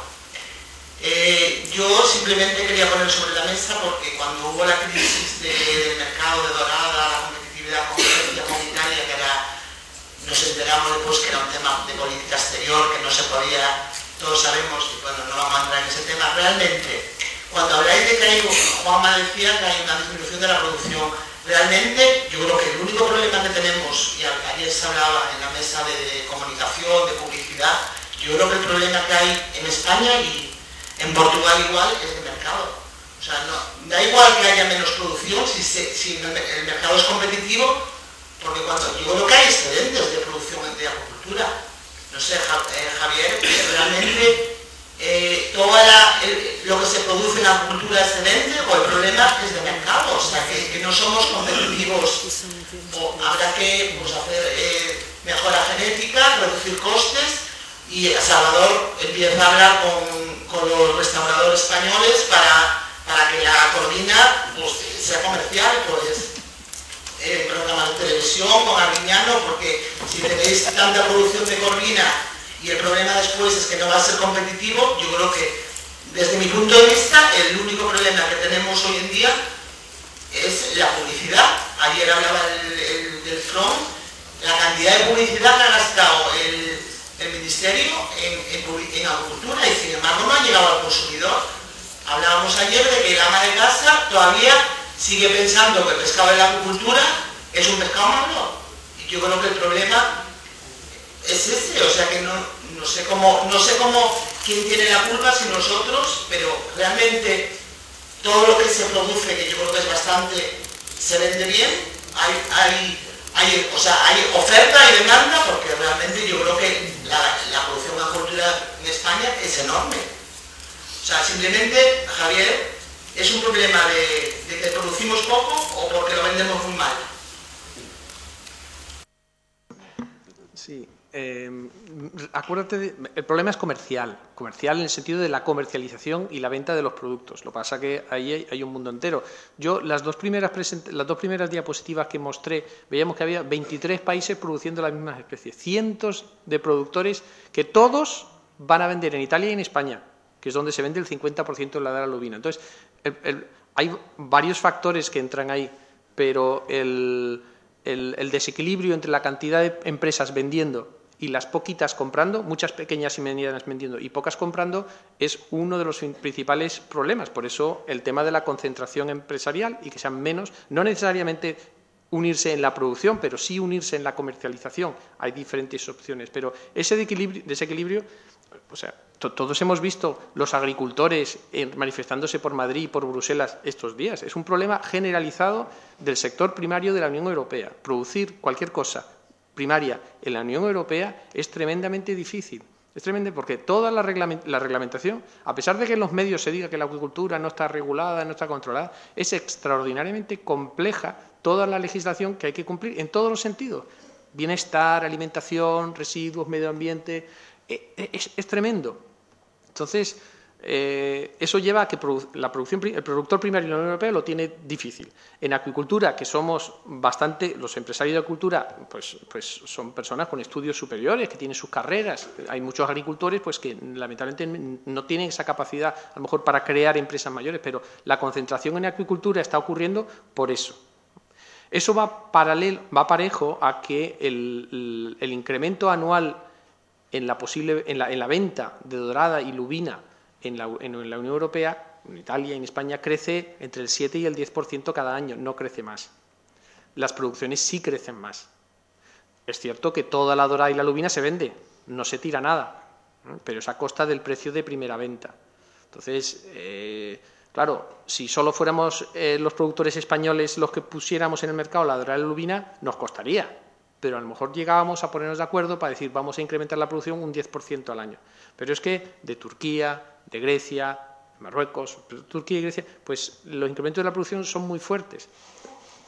también están sufriendo más que nosotros ahora y está bajando más su capacidad de producción. Entonces, se juntan varios factores, pero el principal problema que tenemos es cobrar bien el pescado que producimos.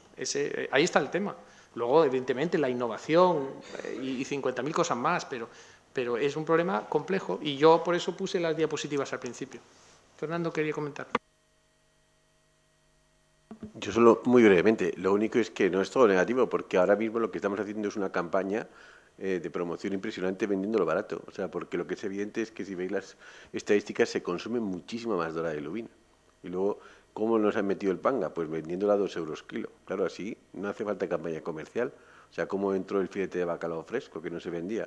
O sea, todas las cosas se van haciendo un hueco muy despacito y luego una vez la gente se acostumbra, suben. El filete de perca pasa lo mismo. O sea, que estoy seguro de que esto se va a arreglar porque es evidente que se consume muchísimo más dorada y lubina que antes.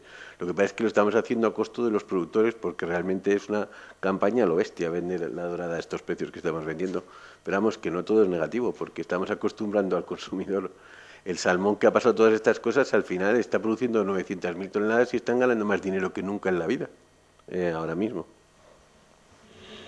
Bien, referido a lo de vender como por alusiones y, en fin, sobre la corvina y cómo está el tema este de esta nueva especie, voy al principio y realmente vender, sabemos, se puede vender, por ejemplo, la dorada y la lubina, hemos dicho, se come toda la que se produce y se importa de los países, las flechas estas que venían del Mediterráneo oriental venían para acá, ¿no? Por tanto, se vende bien.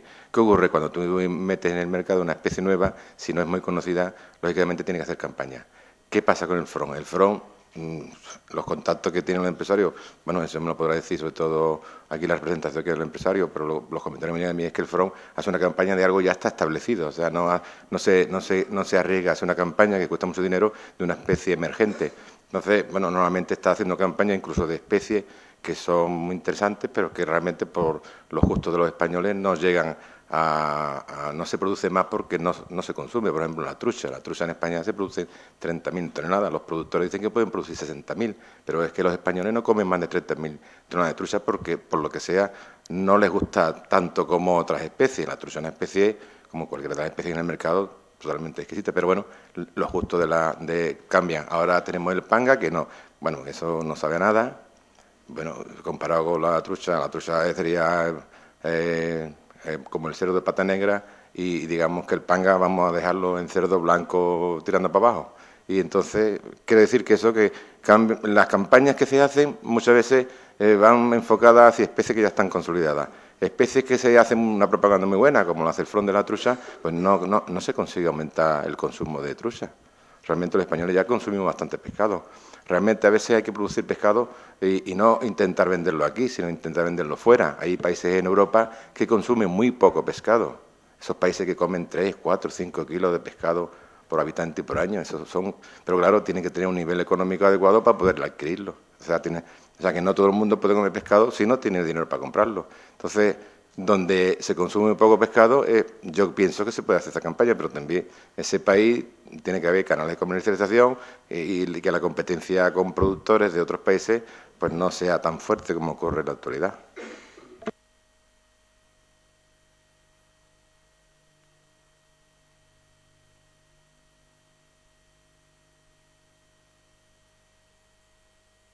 De otros se aprende mucho y realmente es realmente importante tener una visión mínimamente histórica. Lo que sucede es que del mimetismo también hay una serie de riesgos importantes. Quizá haciendo referencia al modelo noruego, al modelo chileno de la producción industrial de salmón, que es de la concentración empresarial, uno podría hablar de lo que es la agricultura mediterránea. Es verdad que existe esta concentración empresarial, pero hay una diferencia muy importante a mi juicio, y es que Grecia e Italia no está haciendo investigación.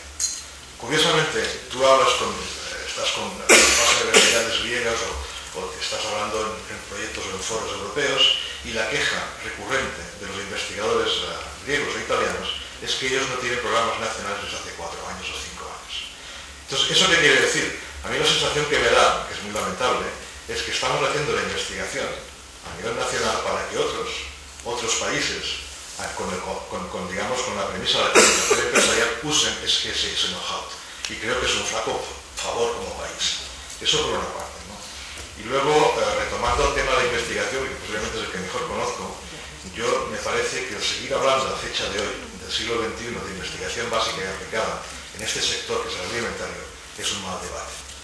Aunque estemos hablando, y yo soy un defensor, pues bueno, y mi grupo ha sido un ejemplo quizá de evolución de nuevas herramientas tecnológicas, estamos hablando de nutrigenómica, de metabolómica, de proteómica y todas las ómicas que os den la gana.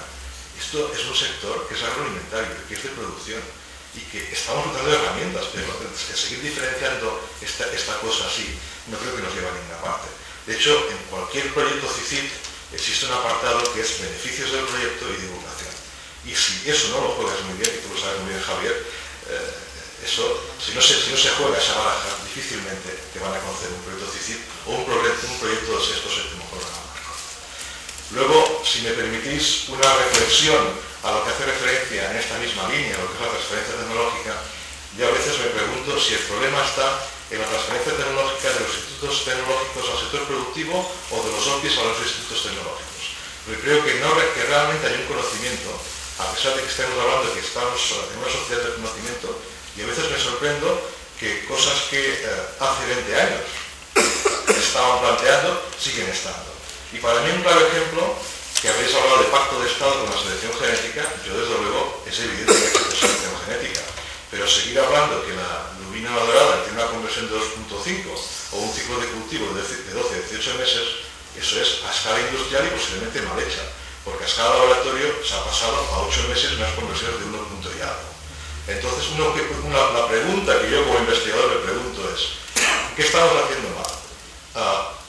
El trabajo, digamos, de la producción a escala industrial, o es que realmente nuestra especie, como lubina dorada, ya ha habido una mejora real. Por otra parte, creo que hay un error que tendríamos que tener muy claro, el que no podáis hablar o no podamos hablar de razas de lubina dorada, no quiere decir que no se haya hecho selección genética. Porque yo no soy genético, pero siempre la excusa que me da un genético es que me dice, bueno, ¿dónde está? Yo puedo hablar de una raza mediterránea, por decir algún ejemplo, y otra atlántica. Y dice, no, es que están todas mezcladas las cáceres. Con lo cual, no es que no se haya hecho selección genética, es que no hay una selección genética única, sino que las empresas han ido comprando, vendiendo y transfiriendo reproductores o haciendo ese tipo de... Es un problema completamente distinto. Y yo lo que diría, en ese pacto de Estado que estáis sugiriendo, es que el problema ya no está tanto en hacer selección genética, sino en un correcto fenotipado. Es decir, ¿qué es lo que tengo que medir para saber qué es lo que tengo que seleccionar? Y ahí están las nuevas tecnologías y metodologías. Y creo que realmente yo me gustaría centrar ese debate ahí más que en la selección genética por se, porque así llevamos 20 años. Eso es un poco la reflexión que quería hacer.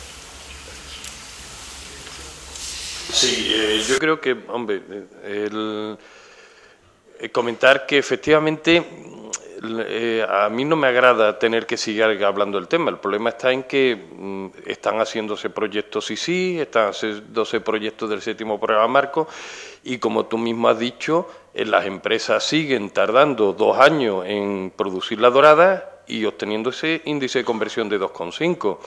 Quiero decirte que, y sin embargo, pues se ha trabajado y se ha dedicado dinero a obtener mejores ritmos de crecimiento o a mejorar el índice productivo, pero no se ha transferido al sector empresarial, que entiendo que es el objetivo, o sea que, diríamos, el obtener información por obtenerla, en este caso concreto, yo creo que...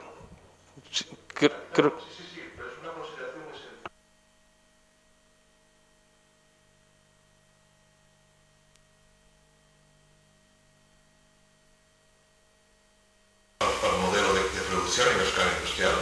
Es decir, que un fiordo noruego, a lo mejor las inclemencias del tiempo tienen menos incidencia que no la lubina dorada. Es decir, que el modelo del sistema de escala laboratorio está mucho más lejano de la escala industrial.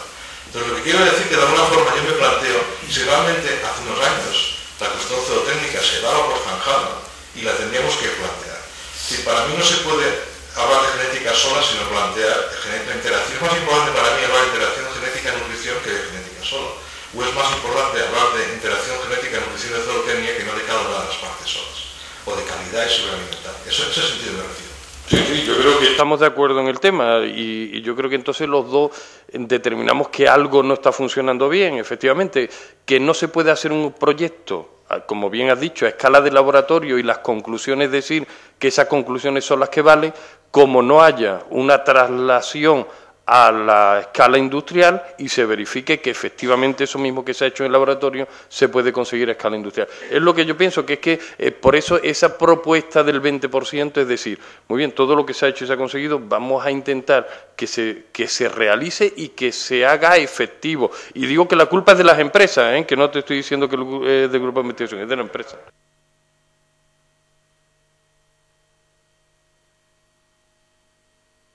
Yo sí me gustaría hacer un comentario sobre, bueno, el turno lo tenemos por aquí, pero sobre lo que es escala laboratorio y escala industrial, y que me comentas que la distancia es mayor en el salmón que en la dorada y lubina, probablemente en el rodaballo es como el salmón.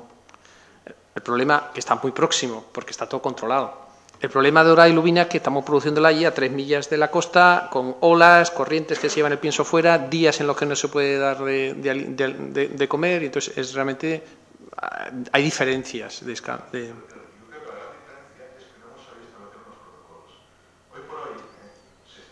Estábamos discutiendo un poco con la sesión con Miguel, estábamos diciendo, bueno, dices finalizadoras, vale, y al productor dices, ¿cuánto tiempo tengo que aplicar mi finalizadora? ¿Existe el conocimiento para eso? Sí. ¿Dónde está el problema? ¿Por qué no se ha transferido? Entonces, quizás ese reesfuerzo, es decir, lo que sí es evidente, yo no estoy diciendo que al investigador no se le tenga que proponer los temas, no, es la industria que tiene que proponer los temas, no tiene que proponer solo las soluciones, las soluciones las tiene que proponer la investigación básica, o como quieres llamarlo, pero vosotros sois que tenéis que proponer los problemas, o detectarlos nosotros como grupos de investigación.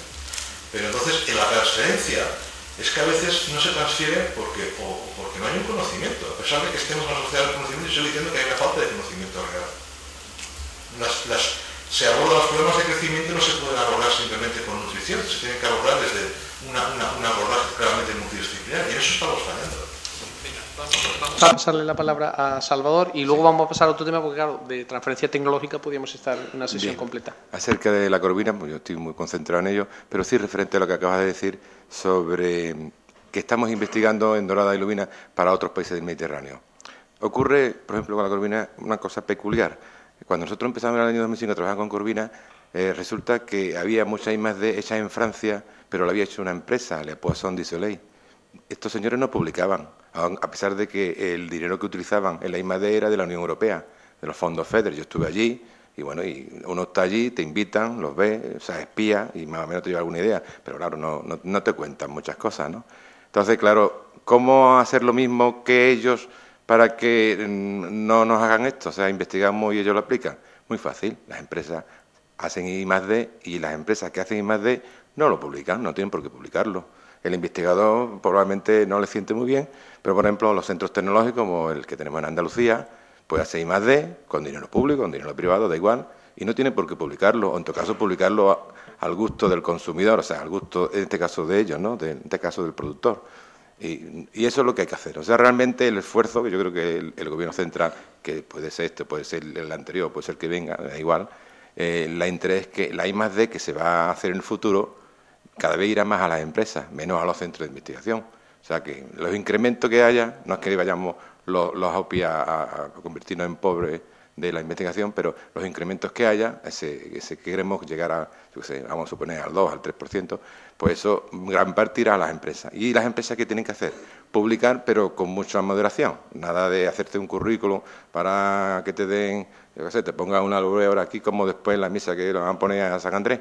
Entonces quiero decir con esto que el que queréis que vayan, yo ya con esto cumplo con el presidente de la SEA. Entonces lo que quiero decir lo que quiero decir esto es que las empresas se tienen que implicar en I+D, de una manera directa o indirecta.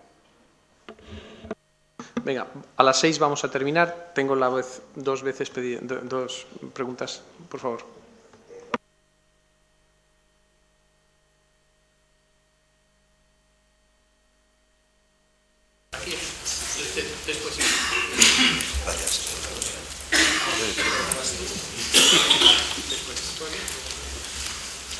Raúl López, de Previas y Mi comentario va muy enfocado a lo que habéis estado hablando sobre el modelo de concentración basado en Noruega y en modelo mediterráneo.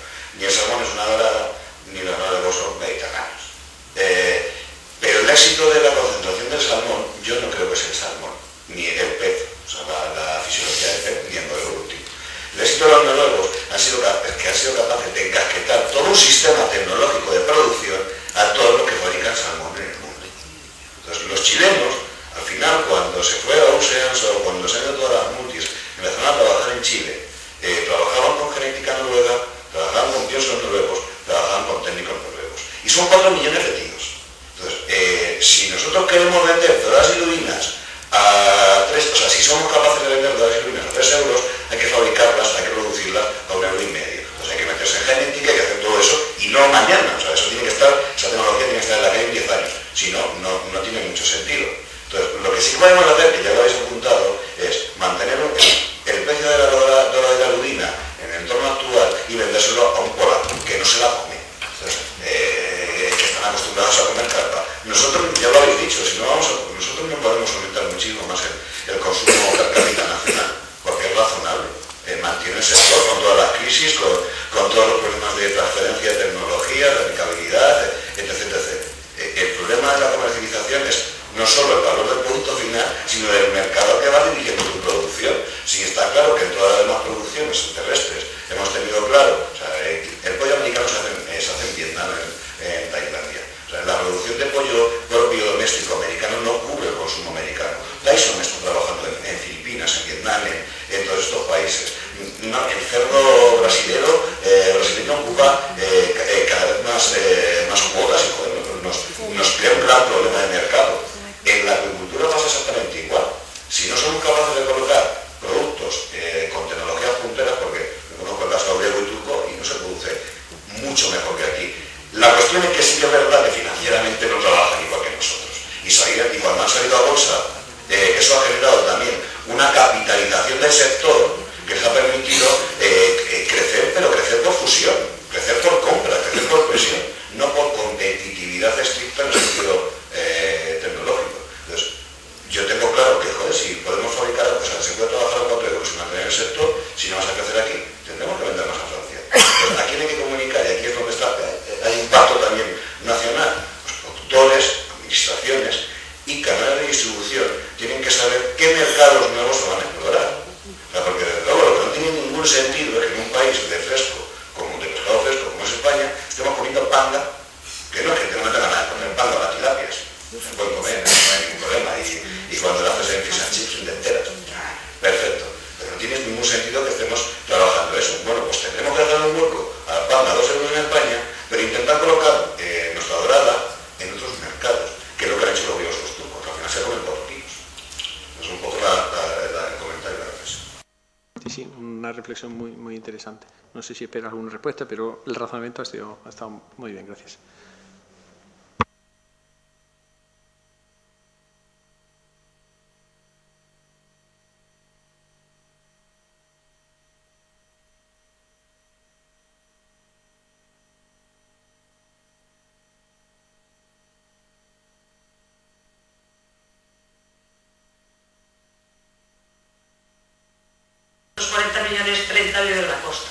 Y además en la costa tenemos el turismo, o sea, tenemos la competencia del turismo.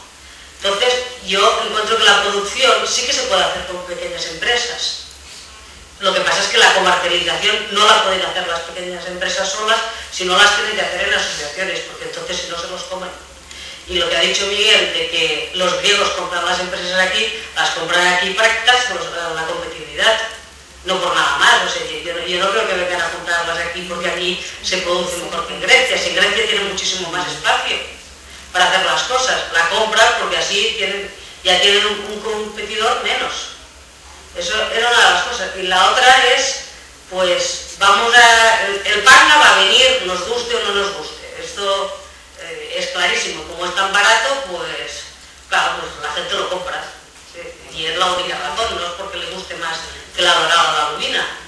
Pues entonces hagamos y vendamos mejor nuestro pescado. Y aquí que gusta el pescado fresco, véndelo vivo en los mercados. Tú vas a Asia Y en todos los sitios por los zonos tienen el pescado vivo, y la gente cuando lo va a comprar no toca, si no se mueve no lo compra. Y si no lo paga a un 10%. Entonces, no sé, hay que buscar soluciones de este tipo. Pero... Yo no sé si queréis comentar algo. La verdad es que los dos van en la misma línea. Hombre, en la Unión Europea no está permitido vender los peces vivos porque hay que sacrificarlos y toda la historia. Pero bueno, que estoy de acuerdo. Lo que me parece que no es tampoco, yo lo sé, pero vamos, que venir a España y comprar empresas para quitarse en medio de la competencia, no sé, es un poco raro. Lo que sí es cierto es que el sector de producción de peces en España es el más estable, sólido y sostenible de todo el Mediterráneo. La FAO está haciendo estudios sobre ello y es cierto. Es decir, que toda esta financiación que estamos hablando del sector griego supone un empuje al principio, supuso un empuje al principio, porque de pronto les metió un montón de millones de euros en caja para poder comprar cosas, pero ahora les está suponiendo un lastre enorme.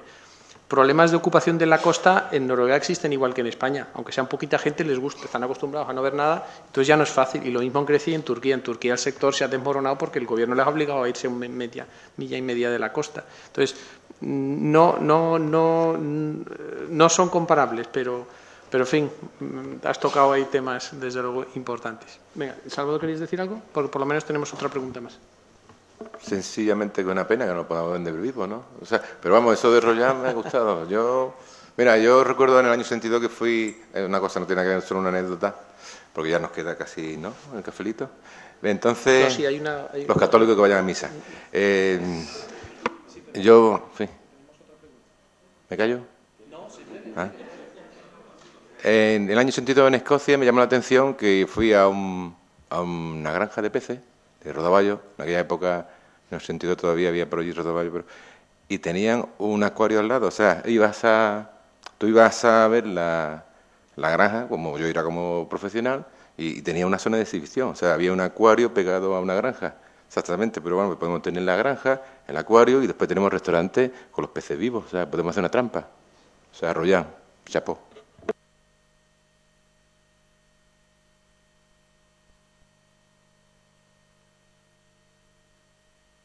En el modelo noruego me da la sensación que el enfoque multidisciplinar es un elemento básico, con capacidad para, ante el problema, poder responder desde el ámbito biológico, pero también desde el ámbito altamente de tecnologías de la información y comunicación. Por ejemplo, diseño de ecosondas específicas para estimación de biomasa en jaulas, o diseño de redes de sensores para estimar distintos parámetros asociados a la producción. Este modelo, en estos momentos, me parece que todavía no es efectivo. Se observan posibilidades de potenciar al sector desde esta visión global.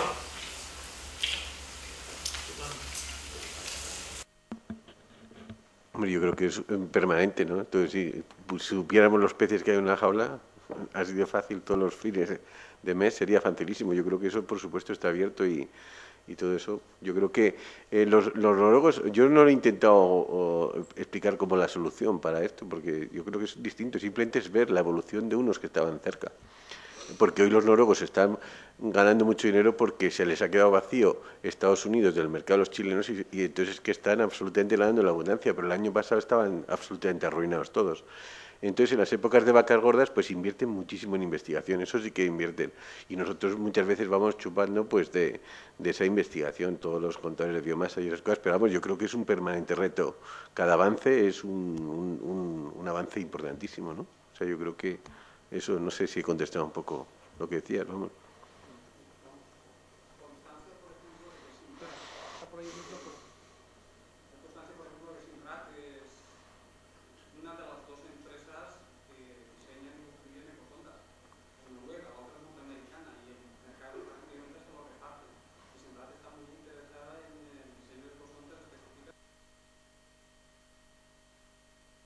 Sinrat ha estado dispuesta a responder al sector en Noruega. Necesitamos estas ecosondas. Sinrat responde. Es decir,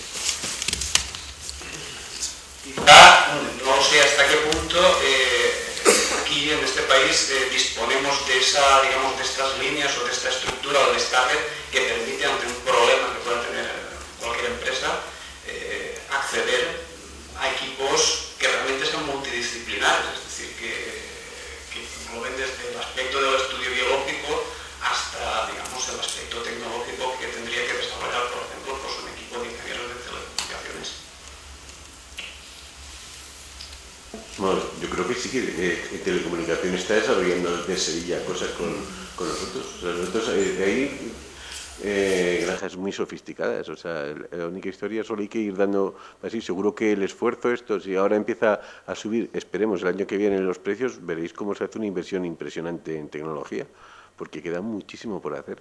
Yo creo que con todas estas bases que se están haciendo centrales en esas granjas tan grandes, da posibilidades a hacer muchísimas cosas, ecosondas y de todo. O sea, yo creo que hay una inversión permanente en tecnología. Lo que pasa es que ahora estamos medio arruinados todos, ¿no? Hombre, simplemente en esta cuestión me gustaría destacar que la acuicultura de dorada y lubina que se hace en España es puntera a nivel mundial en lo que es mar abierto, el offshore. Es decir, en ningún sitio se hace tanta acuicultura en medio del mar, que se queda uno asombrado. Se va uno a Castellón, a Murcia, y están a 2-3 millas en medio del mar, sin ningún tipo de protección. Eso no ocurre en el salmón, no ocurre en Grecia, no ocurre en Turquía. Entonces, ahora que están sufriendo en Grecia y en Turquía, el problema de que les están obligando a alejarse de la costa, se están enterando de lo que vale un peine, lo que vale un buen fondeo, lo que vale un barco y lo complejo que es hacer todas las tareas en medio del mar. Entonces, ciertamente, cuando miramos a Noruega, miramos en lo que se debe mirar, o intentamos no equivocarnos en mirar en lo que se debe mirar y no mirar en lo que no se debe mirar. En un vivero de salmones en Noruega se puede poner, vamos, hasta ordenadores, se puede poner todo, porque aquello casi no se mueve, a lo sumo nieva y llueve y hace viento, pero no hay mucho oleaje. Sin embargo, en las instalaciones nuestras, aquello es tremendo. O sea, es otra dimensión de posibilidades tecnológicas en la propia instalación. Venga, y tienes el último comentario para ti, tienes el honor, porque ya es la hora. Venga. Podría ser penúltimo, porque voy a provocar aquí a alguien. Entonces, hubo una conferencia muy interesante de Miguel Jover, en el segundo Congreso de Agricultura Mediterránea, se celebró en octubre en Tacloa Rápita, y dio unas soluciones para la agricultura mediterránea interesantes, entre ellas los de avances tecnológicos, más en tecnología, también habló de selección genética y algunas cosas más que no me acuerdo, y creo que es importante, por lo menos, y creo que ese sería el último pincelada, por favor, cortita, de esas soluciones que diste, me gustaría que las repitieras aquí. O sea, diste como 4 o 5 retos que hay que superar, o metas que nos tenemos que marcar para la acuicultura mediterránea, que yo la consideré en aquel momento muy interesante y que siguen de plena actualidad. 1 minute.